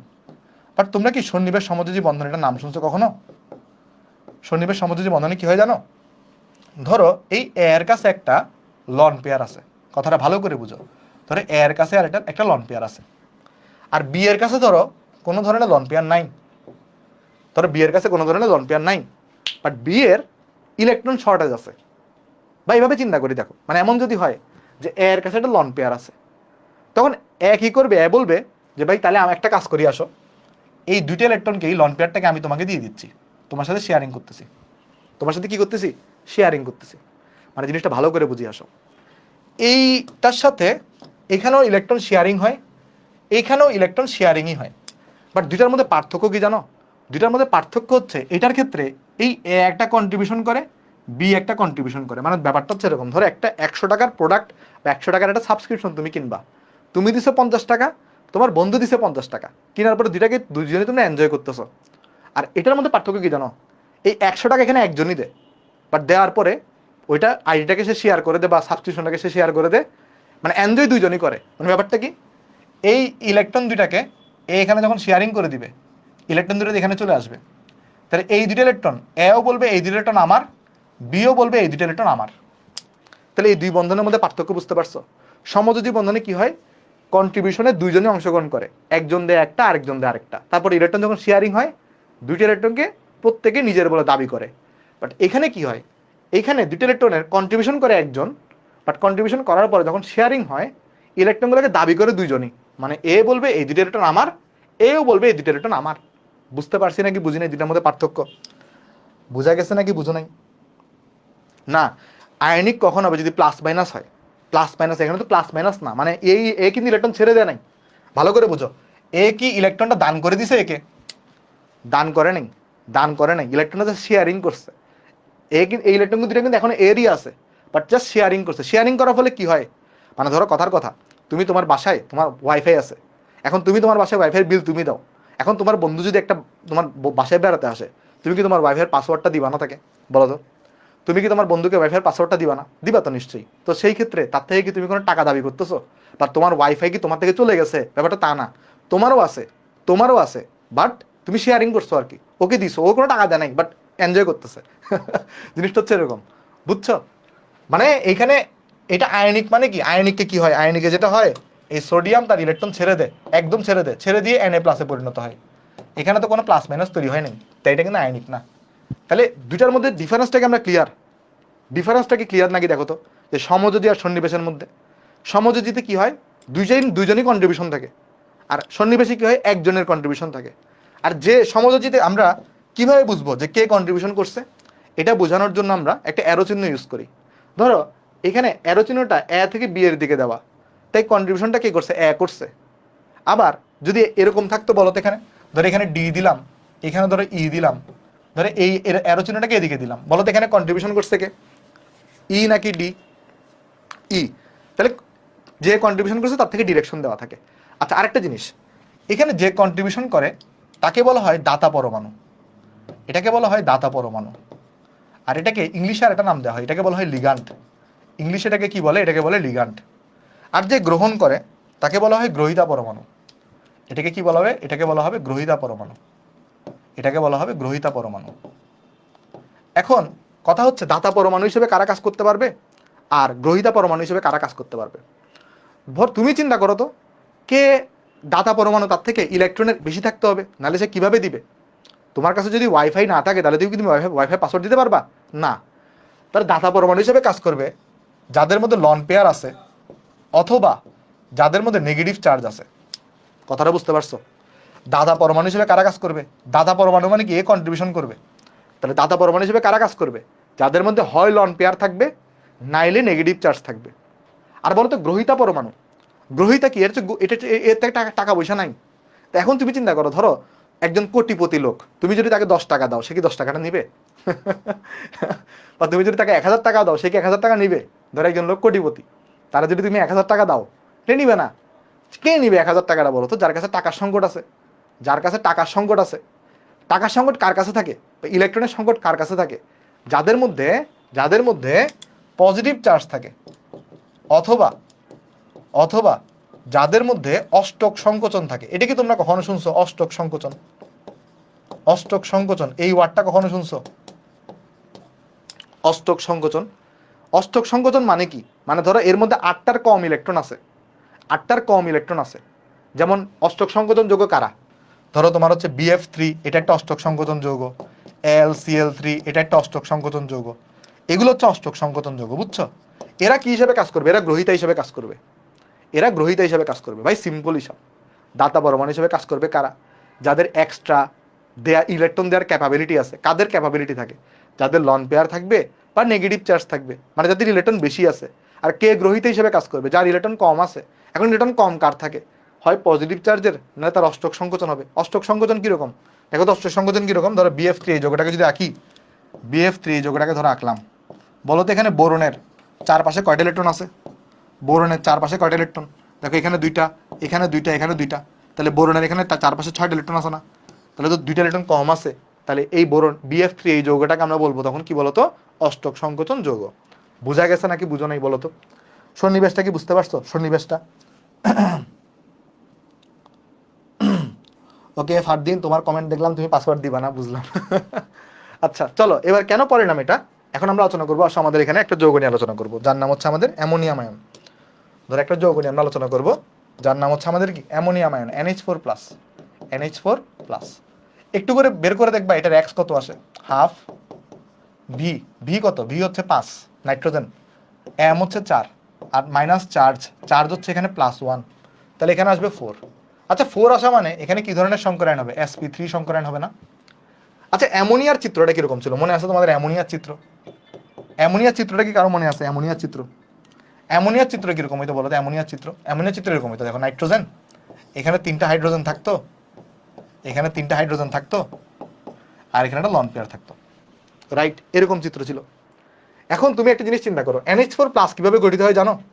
NH4+ এভাবে গঠিত হয়, দেখো এই যে NH3 থাকে, যার মধ্যে এখানে একটা লন পেয়ার আছে, এর সাথে যখন H+ যুক্ত হয় তখন কি হয় দেখো, এই যে নাইট্রোজেন, এই এই নাইট্রোজেনটা, এটা যে লন পেয়ার আছে, এটাকে সে কি করে, এই H+টাকে দিয়ে দেয়, H+টাকে দিয়ে দেয়, এভাবে করে অ্যামোনিয়াম আয়ন তৈরি হয়। তাহলে অ্যামোনিয়াম আয়ন কিভাবে তৈরি হয়? অ্যামোনিয়াম আয়ন তৈরি হয় কিভাবে দেখো, এই যে নাইট্রোজেনের মধ্যে যে লন পেয়ার থাকে, এটাকে সে দেখো এ লিগ্যান্ড হিসেবে কাজ করতে পারবে, কেন? কারণ এর লন পেয়ার আছে। এ গ্রহিতা হিসেবে কাজ করতে পারবে, কেন? কারণ এর প্লাস চার্জ আছে। তখন কি হয়, এখানে অ্যামোনিয়াটা তার লন পেয়ারটাকে H+কে দিয়ে দেয়, এভাবে অ্যামোনিয়াম আয়ন, মানে এটাকেই তুমি কি বলো, এটাকেই অ্যাকচুয়ালি আমরা বলি NH4+। এটাকে আমরা কি বলি, NH4+ বলি। বুঝতে পারছি নাকি বুঝি নেই? NH4+। তাহলে NH4+ এর স্ট্রাকচারটা কিরকম হবে জানো? হুবহু অ্যামোনিয়ার মতো, হুবহু অ্যামোনিয়ার মতো, দেখো হুবহু অ্যামোনিয়ার মতো, হুবহু অ্যামোনিয়ার মতো। বাট ডিফারেন্সটা কি বলতো, এই যে লন পেয়ারটা দেখতেছো না, এই লন পেয়ারটা, এই লন পেয়ারটাকে সে কাকে দিয়ে দিবে, সে এখানে H+কে দিয়ে দিবে। বুঝছো? এটাই কার স্ট্রাকচার? এটাই হচ্ছে আমার NH4+ এর স্ট্রাকচার। ক্লিয়ার সবার? দেখো তো NH4+ এর স্ট্রাকচারটা বুঝতে পারছো কিনা সবাই? NH4+ এর স্ট্রাকচারটাকে সবাই বুঝতে পারছি আমরা? এভাবে কেন হয়, ওই যে H+ এর তো ইলেকট্রন দরকার, আর নাইট্রোজেনের কাছে লন পেয়ার আছে, মানে এক্সট্রা ইলেকট্রন আছে, তখন সেই লন পেয়ারটাকে সে এখানে দিয়ে মানে সে হচ্ছে যে শেয়ারিং করতে পারে, মানে এর তো কোনো লস নাই, নাইট্রোজেনের কোনো লস আছে না, এই দুটো ইলেকট্রনকে নিজের বলে দাবি করবে, বাট এর কাছে লন পেয়ার হিসেবে নাই। এই ইলেকট্রনগুলো এখন কিসে, এর কাছে আর এখন লন পেয়ার হিসেবে নাই, ইলেকট্রনগুলো এখানে চলে গেছে, মাঝখানে চলে গেছে, এর কাছে আর লন পেয়ার হিসেবে নাই। ওকে, আচ্ছা, নাইট্রোজেন লিগ্যান্ড হিসেবে কাজ করছে এখানে। ওকে, নাইট্রোজেন না, পুরো অ্যামোনিয়াটাই লিগ্যান্ড হিসেবে কাজ করছে। ওকে, আচ্ছা, বুঝো নাই? আচ্ছা, আরেকবার বুঝাচ্ছি, দেখো, বলো, এই যে অ্যামোনিয়াম আয়ন, এখানে একটা লন পেয়ার দেখতেছো না? লন পেয়ার মানে কি, এই ইলেকট্রনটা এক্সট্রা রয়ে গেছে, এটা বন্ধনে অংশগ্রহণ করে নাই, আর এখানে একটা H+ আছে না, H+-এর কি আছে, ইলেকট্রন শর্টেজ আছে। তো এখানে H+-এর তো ইলেকট্রন শর্টেজ আছে, তাহলে এর ইলেকট্রন দরকার। তো সে মানে স্টেবল হওয়ার জন্য কি করবে, এমন একজনের কাছে যাবে যার কাছে ইলেকট্রন বেশি আছে। সে কার কাছে যাইতে পারে, সে দেখতেছে অ্যামোনিয়ার কাছে একটা লন পেয়ার আছে, তখন এ গিয়ে বললো, ভাই তোমার ওয়াইফাইয়ের পাসওয়ার্ডটা একটু আমাকে দাও। তখন অ্যামোনিয়ার মায়া হয়েছে, অ্যামোনিয়া কী করবে, বলে না ঠিক আছে নাও, আমিও ইউজ করি তুমিও ইউজ করো, আমরা শেয়ারিং করি, আসো। বাট শেয়ারিংয়ে হাইড্রোজেন কোন ইলেকট্রন কন্ট্রিবিউশন করবে বলো তো? শেয়ারিংয়ে H+, এটা কি কোন ইলেকট্রন কন্ট্রিবিউশন করবে? শেয়ারিংয়ে H+, এটা কি কোন ইলেকট্রন কন্ট্রিবিউশন করবে? H+ থেকে কোনো ইলেকট্রন কন্ট্রিবিউশন করবে না, কারণ এর তো ইলেকট্রনই নাই ভাই, এর তো ইলেকট্রন শর্টেজ।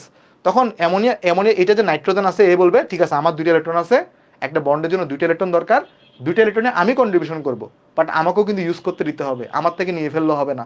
তখন এ এখানে এটা কন্ট্রিবিউশন করে দেয়, মানে এর কাছে আর লন পেয়ার হিসেবে থাকে না, এটা এখানে কি চলে যায়, একটা বন্ধন গঠনে অংশগ্রহণ করে ফেলে, আর লন পেয়ার হিসেবে থাকে না। এবার কি বুঝতে পারছো যে কিভাবে বন্ধনটা গঠিত হয়েছে? দেখো এগুলো কিন্তু সমযোজী, এখানে এইখানে হাইড্রোজেনের কন্ট্রিবিউশন একটা, নাইট্রোজেনের কন্ট্রিবিউশন একটা, বাট এই বন্ধনে কিন্তু H+-এর কোনো কন্ট্রিবিউশন নাই, শুধুমাত্র নাইট্রোজেনের কন্ট্রিবিউশন। ক্লিয়ার সবার জিনিসটা? দেখো এটা বুঝতে পারছি কিনা, এটা কি বোঝা গেছে ভাই? আচ্ছা, এইবার তুমি একটু করে আমাকে বলো তো, তোমরা কি CH4 এর স্ট্রাকচার দেখছিলা? CH4 এর স্ট্রাকচার দেখছিলা? CH4 এর দেখাইছিলাম তোমাদেরকে। এখানে কয় ধরনের বিকর্ষণ ছিল বলে মনে আছে? এখানে কয় ধরনের বিকর্ষণ ছিল মনে আছে CH4 এ? একটু তাড়াতাড়ি আনসার দিতে হবে। CH4 এ কয় ধরনের বিকর্ষণ ছিল? এক ধরনের, শুধুমাত্র বন্ড পেয়ার বিকর্ষণ। শুধুমাত্র কি ধরনের বিকর্ষণ? বন্ড পেয়ার বিকর্ষণ। এখানে কোনো ধরনের লন পেয়ার নাই, এখানে কোনো ধরনের কি নাই, লন পেয়ার নাই, বন্ড পেয়ার বিকর্ষণ। এবং এই জন্য এই বন্ধন কোণটা কত হইতো? 109.5 ডিগ্রি হইতো। তুমি অ্যামোনিয়ার স্ট্রাকচার দেখছিলা, বলতে পারবা অ্যামোনিয়াতে কয় ধরনের বিকর্ষণ ছিল? অ্যামোনিয়াতে কয় ধরনের বিকর্ষণ ছিল? অ্যামোনিয়াতে কয় ধরনের বিকর্ষণ ছিল? দুই ধরনের বিকর্ষণ ছিল। কি কি বিকর্ষণ ছিল? এখানে লন পেয়ার আছে, আবার এখানে বন্ড পেয়ারও আছে। তাহলে অ্যামোনিয়াতে বন্ড পেয়ার বিকর্ষণ ছিল, আবার অ্যামোনিয়াতে লন পেয়ার বিকর্ষণ ছিল। তাই একটা বিকর্ষণ বেড়ে গেছে, এই লন পেয়ারটা কি করছে, চাপাই দেয়, এখানে চাপাই দেওয়ার কারণে এই বন্ড অ্যাঙ্গেলটা কত হয়ে গেছে বলো তো? 160 ডিগ্রি হয়ে গেছে। তুমি একটু করে বলো, এই অ্যামোনিয়াম আয়নে কয় ধরনের বিকর্ষণ আছে আমাকে বলতে পারবা? অ্যামোনিয়াম আয়নে কয় ধরনের বিকর্ষণ আছে? NH4+ কয় ধরনের বিকর্ষণ থাকে বলতে পারবা? NH4+ এক ধরনের বিকর্ষণ থাকে। কয় ধরনের বিকর্ষণ? এক ধরনের। NH4+ কি কোনো ধরনের লন পেয়ার আছে বলো তো? NH4+ কি কোনো ধরনের লন পেয়ার আছে? লন পেয়ারকে শুধু দিয়ে দিছে, সে লন পেয়ারকে তো বন্ধনে অংশগ্রহণ করাই ফেলছে, তাহলে এটা তার লন পেয়ার হিসেবে নাই। তাহলে এখানে শুধুমাত্র কিন্তু বন্ড পেয়ার বিকর্ষণ পাবা। তাহলে তুমি আমাকে বলো, একটা এটা সংকরায়ন sp3, একটা sp3 সংকরায়িত যৌগে যদি শুধুমাত্র বন্ড পেয়ার বিকর্ষণ থাকে, তাহলে এই বন্ড অ্যাঙ্গেলটা কত হয় কেউ বলতে পারবা? একটা sp3তে যদি শুধুমাত্র বন্ড পেয়ার বিকর্ষণ থাকে, এই যে দেখো এটা, তাহলে বন্ধন কোণটা কত হয়? 109.5 ডিগ্রি হয়। তাহলে এই বন্ধন কোণটা কিন্তু 109.5 ডিগ্রি। ক্লিয়ার সবার? ক্লিয়ার? দেখো বুঝছো কি না? চলো আমি এটাকে একটু ফ্রেশ করে এখানে লিখে দিই, ফ্রেশ করে এখানে বুঝাই আসো, ফ্রেশ করে চলো তোমাকে একটু করে আমি এখানে বুঝাই। একটা কাজ করে আমি এটাকে চলো একটু করে পেজটাকে আমি করি, কপি করি, কেমন? আমি এরপরে তোমাকে চলো একটু ফ্রেশ করে বুঝাই, তাহলে তোমার একদম আইডিয়াগুলো ক্লিয়ার হয়ে যাবে। একটা কাজ করে এটাকে চলো কপি করে একটা পেজ। ওকে, ঠিক আছে। দেখো তাহলে আমি যদি একটু তোমাকে ফ্রেশ করে বুঝাই, একটু ভালো করে মনোযোগ দাও। দেখো যখন আমরা CH4 পড়ছি, পাশাপাশি লিখি তাহলে তোমার সুবিধা হবে। CH4 যখন পড়ছি তখন দেখছি আমরা কার্বন, হাইড্রোজেন, তারপর এখানে হাইড্রোজেন, তারপর এই জায়গায় হাইড্রোজেন, এই জায়গায় হাইড্রোজেন। এখানে শুধুমাত্র বন্ড পেয়ার বিকর্ষণ ছিল। আর এখানে বন্ড অ্যাঙ্গেল কত ছিল? বন্ড অ্যাঙ্গেল ছিল 109.5 ডিগ্রি। ওকে, আর এখানের মধ্যে যদি দেখি এই কার্বনের সংকরায়ন কি ছিল? sp3 ছিল। আচ্ছা, এবার আমরা যখন NH3 দেখেছি তোমাকে, NH3তে আমরা দেখছি এখানে যে নাইট্রোজেন, এখানে হাইড্রোজেন, এই জায়গায় হাইড্রোজেন, এই জায়গায় হাইড্রোজেন, এখানে লন পেয়ার একটা আছে। তাহলে এখানে কয় ধরনের বিকর্ষণ ছিল? দুই ধরনের। একটা হচ্ছে বন্ড পেয়ার বিকর্ষণ ছিল, একটা হচ্ছে লন পেয়ার বিকর্ষণ ছিল। আর এখানে নাইট্রোজেনের সংকরায়ন sp3 ছিল। এগুলো পড়াইছি সবগুলা। তাহলে এখানে বন্ড অ্যাঙ্গেল কত হইতো? এখানে 107 ডিগ্রি হইতো, 107 ডিগ্রি হইতো। আর NH4 প্লাস যেটা আমাদের, NH4 প্লাসে কি হচ্ছে? NH4 প্লাসে হচ্ছে দেখো এই যে নাইট্রোজেন, এখানে একটা হাইড্রোজেন, এখানে একটা হাইড্রোজেন, এখানে একটা হাইড্রোজেন, আর এই লন পেয়ারটাকে সে এখানে দিয়ে দিছে। তাহলে আর কিন্তু কোনো লন পেয়ার এখানে নাই, কোনো ধরনের লন পেয়ার এখানে নাই। এখানে শুধুমাত্র এক ধরনের বিকর্ষণ, যেটা হচ্ছে বন্ড পেয়ার বিকর্ষণ। তাহলে বন্ড পেয়ার বিকর্ষণ আর সংকরায়ন sp3, তাহলে এখানে কিন্তু বন্ধন কোণ কত হবে? বন্ধন কোণ হবে 109.5 ডিগ্রি। বলতে পারবে এটার স্ট্রাকচার কিরকম হবে? এটার স্ট্রাকচার কিরকম হবে? এটার স্ট্রাকচার হবে CH4 এর মতো, মানে টেট্রাহেড্রাল বা চতুস্থলকীয়। তাহলে স্ট্রাকচার কিরকম হবে? স্ট্রাকচার হবে টেট্রাহেড্রাল বা চতুস্থলকীয়, টেট্রাহেড্রাল বা চতুস্থলকীয়। বুঝা গেছে সবার? দেখো তো বুঝছো কিনা? টেট্রাহেড্রাল বা চতুস্থলকীয় হবে। ওকে, এই যে দেখো এগুলা তো তুমি অলরেডি গত ক্লাসের পড়া, এটা আজকে নতুন পড়াইছি তোমাকে শুধুমাত্র। বুঝো না এটা? এটা কি বুঝছো? যদি তুমি বুঝে বুঝে পড়ো তাহলে তোমাকে কিন্তু মুখস্থ করতে হবে না। যদি তুমি বুঝে বুঝে পড়ো তাহলে কিন্তু তোমাকে মুখস্থ করতে হবে না। বুঝছো? আশা করি বুঝতে পারছো এতটুকু। তাহলে এখন আমাকে যদি কেউ বলে যে তুমি NH4 প্লাসের গঠন ব্যাখ্যা করো, আমাকে যদি কেউ বলে NH4 প্লাসের গঠন ব্যাখ্যা করো, বেসিক্যালি NH4 প্লাস কীভাবে গঠিত হয়েছে? আমার কাছে কি ছিল? এই যে অ্যামোনিয়া ছিল। NH4 প্লাস কীভাবে গঠিত হয়েছে? এই যে অ্যামোনিয়া ছিল, যার মধ্যে লন পেয়ার আছে, এর সাথে একটা H প্লাস এসে জোড়া লাগছে। তারপরে তুমি এখান থেকে কি পাইছো? তারপরে তুমি এখানে আসলে NH4 প্লাস পাইছো, রাইট? তাহলে আমি এটাকে এইভাবে লিখবো, দেখো NH3, এটাকে আমরা কীভাবে লিখতে পারি? NH3 কে নাইট্রোজেন এখানে ছিল, দেখো নাইট্রোজেন এখানে ছিল, তার এখানে একটা শঙ্কর অরবিটাল, এখানে একটা শঙ্কর অরবিটাল, এখানে একটা শঙ্কর অরবিটাল ছিল, মনে আছে এগুলা? আর এখানে একটা আমি দেখাইছিলাম, এখানে আমার লন পেয়ার ছিল। এখানে একটা হাইড্রোজেন ছিল আমাদের, হাইড্রোজেন, এখানে দুইটা ইলেকট্রন ছিল। এখানে একটা হাইড্রোজেন ছিল আমাদের, এখানে দুইটা ইলেকট্রন ছিল। আর এখানে একটা হাইড্রোজেন আছে, এখানেও কি আছে? দুইটা ইলেকট্রন আছে। এটা শেয়ারিং করতেছে, রাইট? আচ্ছা, এখন NH4 প্লাস গঠন হওয়ার সময় এটাতে অ্যামোনিয়া, এটা কি? এটা কি? এটা হচ্ছে অ্যামোনিয়া, এটা অ্যামোনিয়া। এটার গঠন কিন্তু গতকালকে শিখাইছি, এটার গঠনটা ওই ইলেকট্রোমিনাস্ট্রি সব দেখাইছি তোমাকে গতকালকে। তাহলে এটার সাথে কাকে যুক্ত করবা? এই যে H প্লাসকে যুক্ত করবা। আচ্ছা, H প্লাস যুক্ত করলে কি হবে? H প্লাস যুক্ত করলে কি হবে বলো তো? এখানে এই যে দেখো, এই যে এটা তো আছে, এটা তো যা আছে তাই থাকবে, এটা তো যা আছে তাই থাকবে। কিন্তু এই লন পেয়ারগুলোকে কার সাথে তখন কন্ট্রিবিউশন করে ফেলছে? এই যে H প্লাস এ আসছে এখানে, তখন এখানে কিন্তু একটা বন্ধন গঠন করে ফেলছে, শেয়ারিং হয়ে গেছে এখানে। এটা হচ্ছে আমার NH4 প্লাসের স্ট্রাকচার, এটা হচ্ছে আমার NH4 প্লাসের গঠন। তাহলে তোমাকে যদি NH4 প্লাসের গঠন ব্যাখ্যা করতে বলে, তাহলে তুমি আগে অ্যামোনিয়ার গঠন ব্যাখ্যা করবা, তারপরে বলবা যে অ্যামোনিয়ার সাথে যদি আমি একটা H প্লাসকে যোগ করি তাহলে আমাদের এই অ্যামোনিয়াম আয়ন গঠিত হয়, যেটার স্ট্রাকচার হচ্ছে আমাদের চতুস্থলকীয়। আর বন্ড অ্যাঙ্গেল হচ্ছে কত? এই যে দেখো বন্ড অ্যাঙ্গেলটা কত, এখানে যে বন্ড অ্যাঙ্গেল আছে, এই বন্ড অ্যাঙ্গেল হচ্ছে 109.5 ডিগ্রি। তোমাকে বলতে পারে অ্যামোনিয়ার বন্ড অ্যাঙ্গেল 107 ডিগ্রি হইলেও অ্যামোনিয়াম আয়নের বন্ড অ্যাঙ্গেল 109.5 ডিগ্রি কেন? এর কারণ হচ্ছে অ্যামোনিয়াতে দুই ধরনের বিকর্ষণ থাকে, একটা হচ্ছে বন্ড পেয়ার বিকর্ষণ, একটা হচ্ছে বন্ড পেয়ার লন পেয়ার বিকর্ষণ। এই লন পেয়ারটা কি করে, এই বিকর্ষণটা এটা এটা এটা বেশি হয়, এটা এখানে চাপায় দেয়, এটা কি করে, এটা চাপায় দেয়, চাপায় দেওয়ার কারণে বন্ধন কোণটা কমে যায়। ওকে, আর এখানে তো বন্ড পেয়ার লন পেয়ার নাই, এখানে এক ধরনের বিকর্ষণ শুধুমাত্র, তাহলে এখানে শুধুমাত্র বন্ড পেয়ার বিকর্ষণ। ওকে, তাই এখানে তোমার বন্ধন কোণটা 109.5 ডিগ্রি হয়। একটু নেক্সটে যাই আমরা। আচ্ছা, আজকে বেশিক্ষণ পড়াবো না, হয়তো শঙ্করায়নের উপর তাহলে আমাদের একটা ক্লাস লাগবে, কেমন? আমি তোমাকে একটু সিকিউ প্র্যাকটিস করানো বাকি আছে, শঙ্কর আর বেশিক্ষণ পড়াবো না, আর একটু করে প্র্যাকটিস করে ছেড়ে দিব, কেমন? তারপর আমি নেক্সট ক্লাসে শঙ্করায়নের বাকি পার্টটুকু তোমাদেরকে পড়াই দিব। আমরা কি নেক্সটে যাবো? নেক্সটে যাই আমরা, নাহলে তোমাদের মাথা হ্যাং হয়ে যাবে, আমি বুঝতেছি যে এগুলো একটু জটিল জিনিস, এগুলো একটু জটিল জিনিস, মাথা হ্যাং হয়ে যাবে। ধর আমরা তো বলছি আমাদের অ্যাকচুয়ালি চ্যাপ্টার শেষ করতে আমরা যেভাবে বলছিলাম 23 থেকে 24টা ক্লাস লাগবে, বাট আমি তোমাকে বলছি তুমি 25টা ক্লাস ধরে রাখো, ওই যে একটা এক্সট্রা ক্লাস ধরে রাখতে বলছি, এটা হচ্ছে এক্সট্রা ক্লাস, কেমন? আমরা শঙ্করায়নটা একটা বেশি ক্লাস লাগবে, কালকে আমরা শঙ্করায়নটা শেষ হয়ে যাবে, কেমন? আজকে বেশি না আগাবো না, আর একটা যৌগ তোমাকে দেখাবো। শুধু ধরো, ধরো এখন আমরা দেখাবো আমাদের H3O+ দেখাবো আমরা। চলো এখন দেখবো আমাদের H3O+, এটা আমাদের লাস্ট যৌগ, এরপর আমরা কয়েকটা এমসিকিউ প্র্যাকটিস করে আজকের আমাদের লেকচার শেষ, কেমন? এখন আমরা দেখবো H3O+। ওকে, চলো দেখি, একটু করে ভালো করে বুঝো, ভালো করে বুঝো। একটা যৌগ অলরেডি আমরা দেখে আসছি, সেটা কোনটা দেখছি? পানি। পানির স্ট্রাকচার কিরকম ছিল বলো তো? এই যে এখানে অক্সিজেন থাকতো, এখানে এটা থাকতো, তারপরে তোমার এই জায়গায় একটা থাকতো, এখানে একটা লন পেয়ার থাকতো, এখানে একটা লন পেয়ার থাকতো। আর পানির স্ট্রাকচারটাকে এভাবেও দেখানো যায়, আমরা যদি দেখতে চাই, দেখো এখানে এভাবেও দেখানো যায় যে পানি, এই যে দেখো শঙ্কর অরবিটালটাকে এখানে একটা দেখালাম, ওই যে ভি আকৃতির না, তাহলে এখানে একটা হাইড্রোজেন, দুইটা ইলেকট্রন, এখানে একটা হাইড্রোজেন, তুমি ডট আকারও দেখাইতে পারো, তারপর অ্যারো চিহ্ন দিয়ে দেখাইতে পারো, কোনো সমস্যা নেই। আর এখানে একটা লন পেয়ারকে দেখাই দাও, আর এখানে একটা লন পেয়ারকে দেখাই দাও।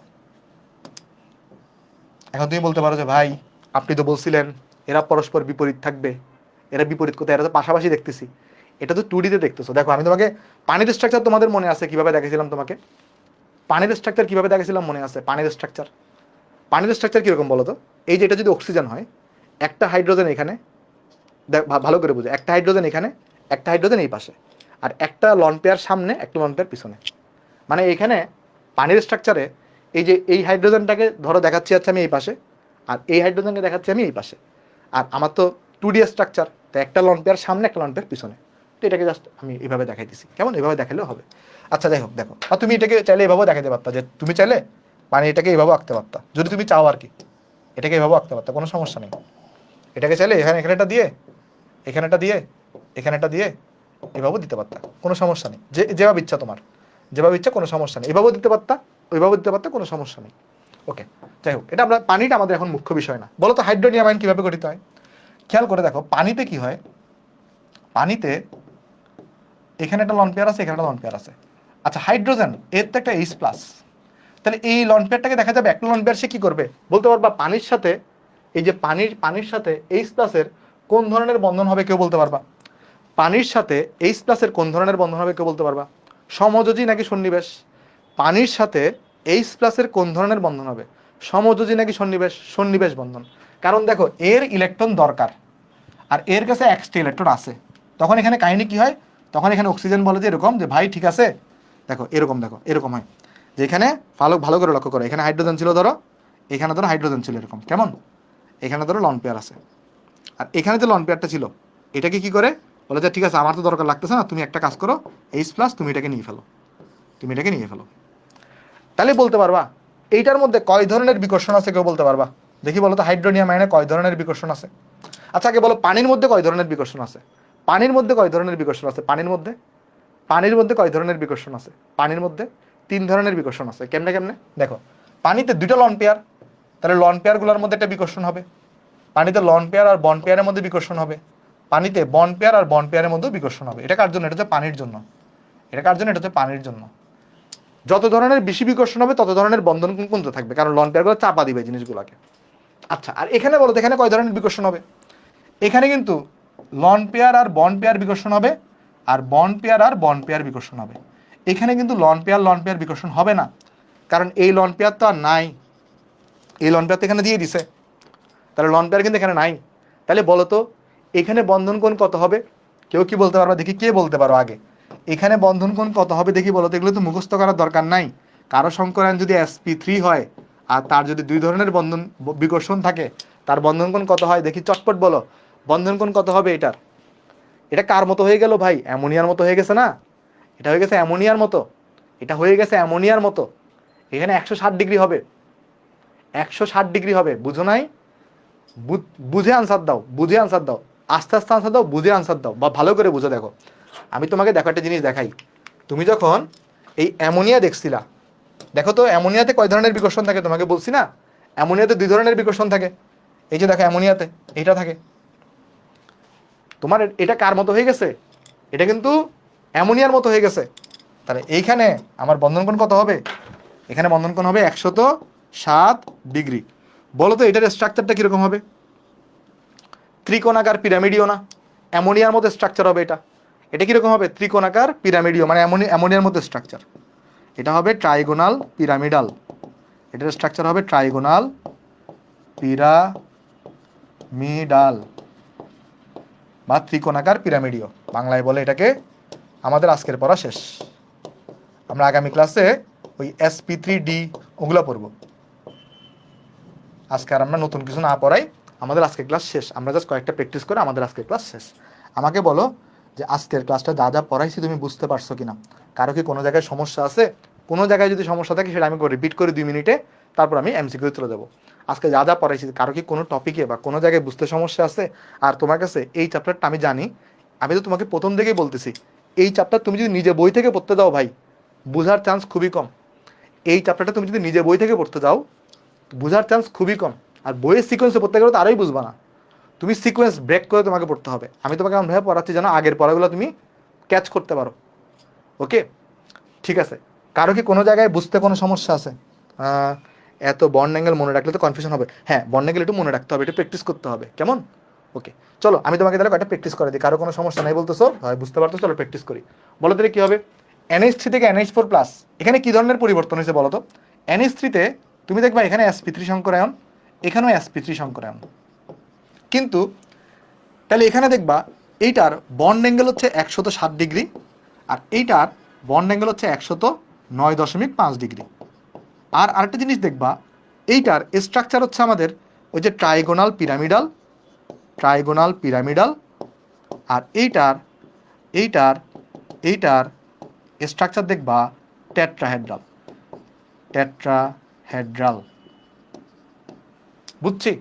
বুঝছি আশা করি। তাহলে এখানে আনসার কোনটা হবে?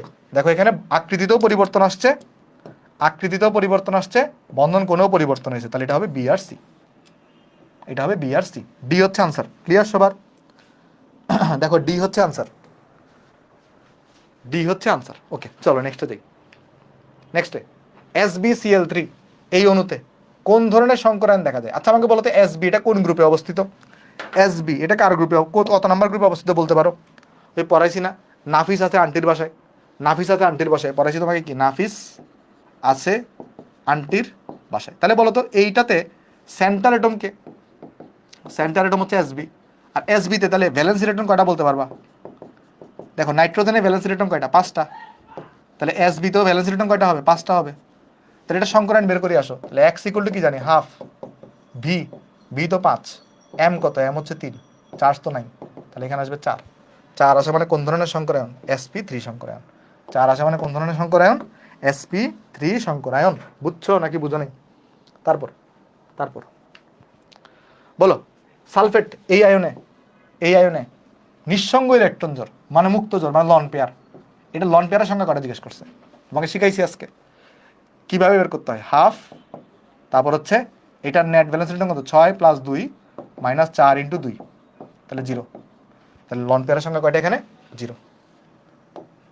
বুঝছি? লন পেয়ারের সংখ্যা কয়টা? 0।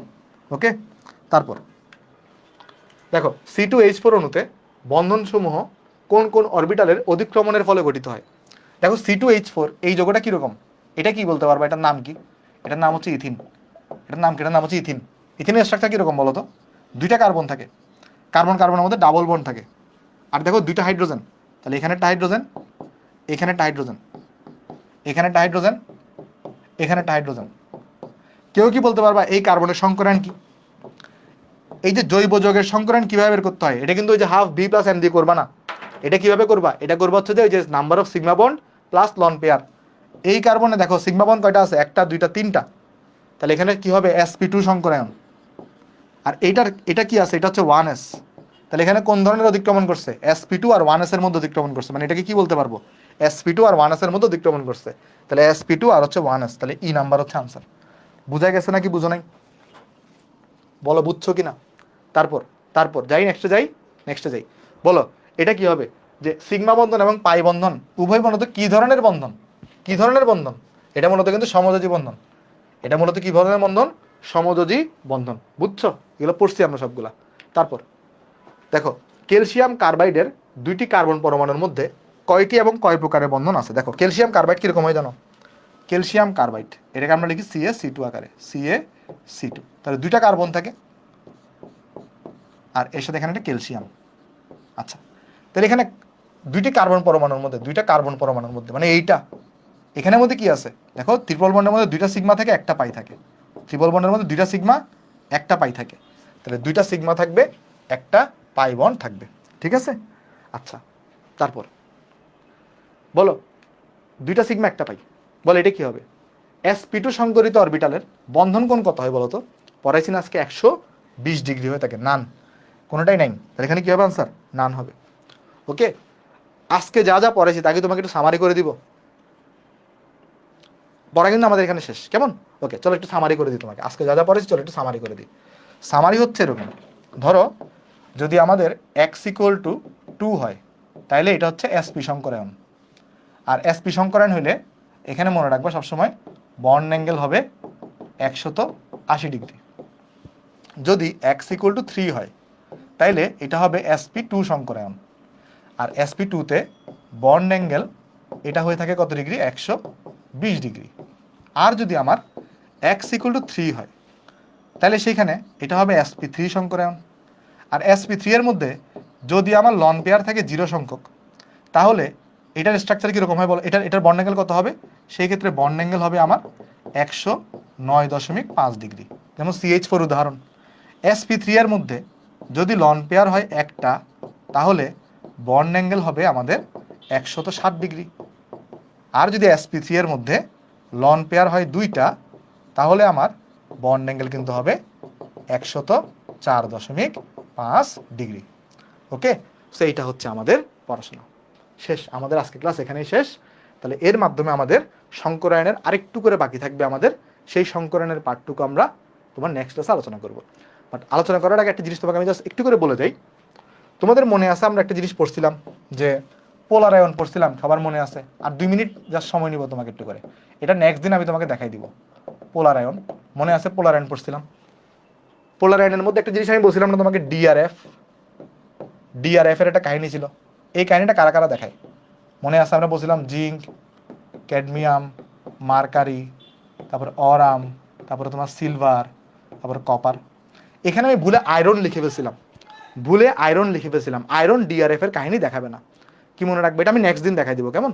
ভুলে আয়রন লিখে ফেলছিলাম, আমি স্লাইড উল্লেতে যে দেখতেছি আয়রনের এই কাহিনীটা হয় না, কেন হয় না না হয় না সেটা আমরা আগামী ক্লাস আলোচনা করবো, বাট এটা আমি জাস্ট বলে রাখলাম যে আগামী ক্লাসে আমরা এটা একটু দেখবো লাস্টের দিকে, কেমন। তাহলে আগামী ক্লাসে আমাদের হাইব্রিডাইজেশন পুরো শেষ হয়ে যাবে।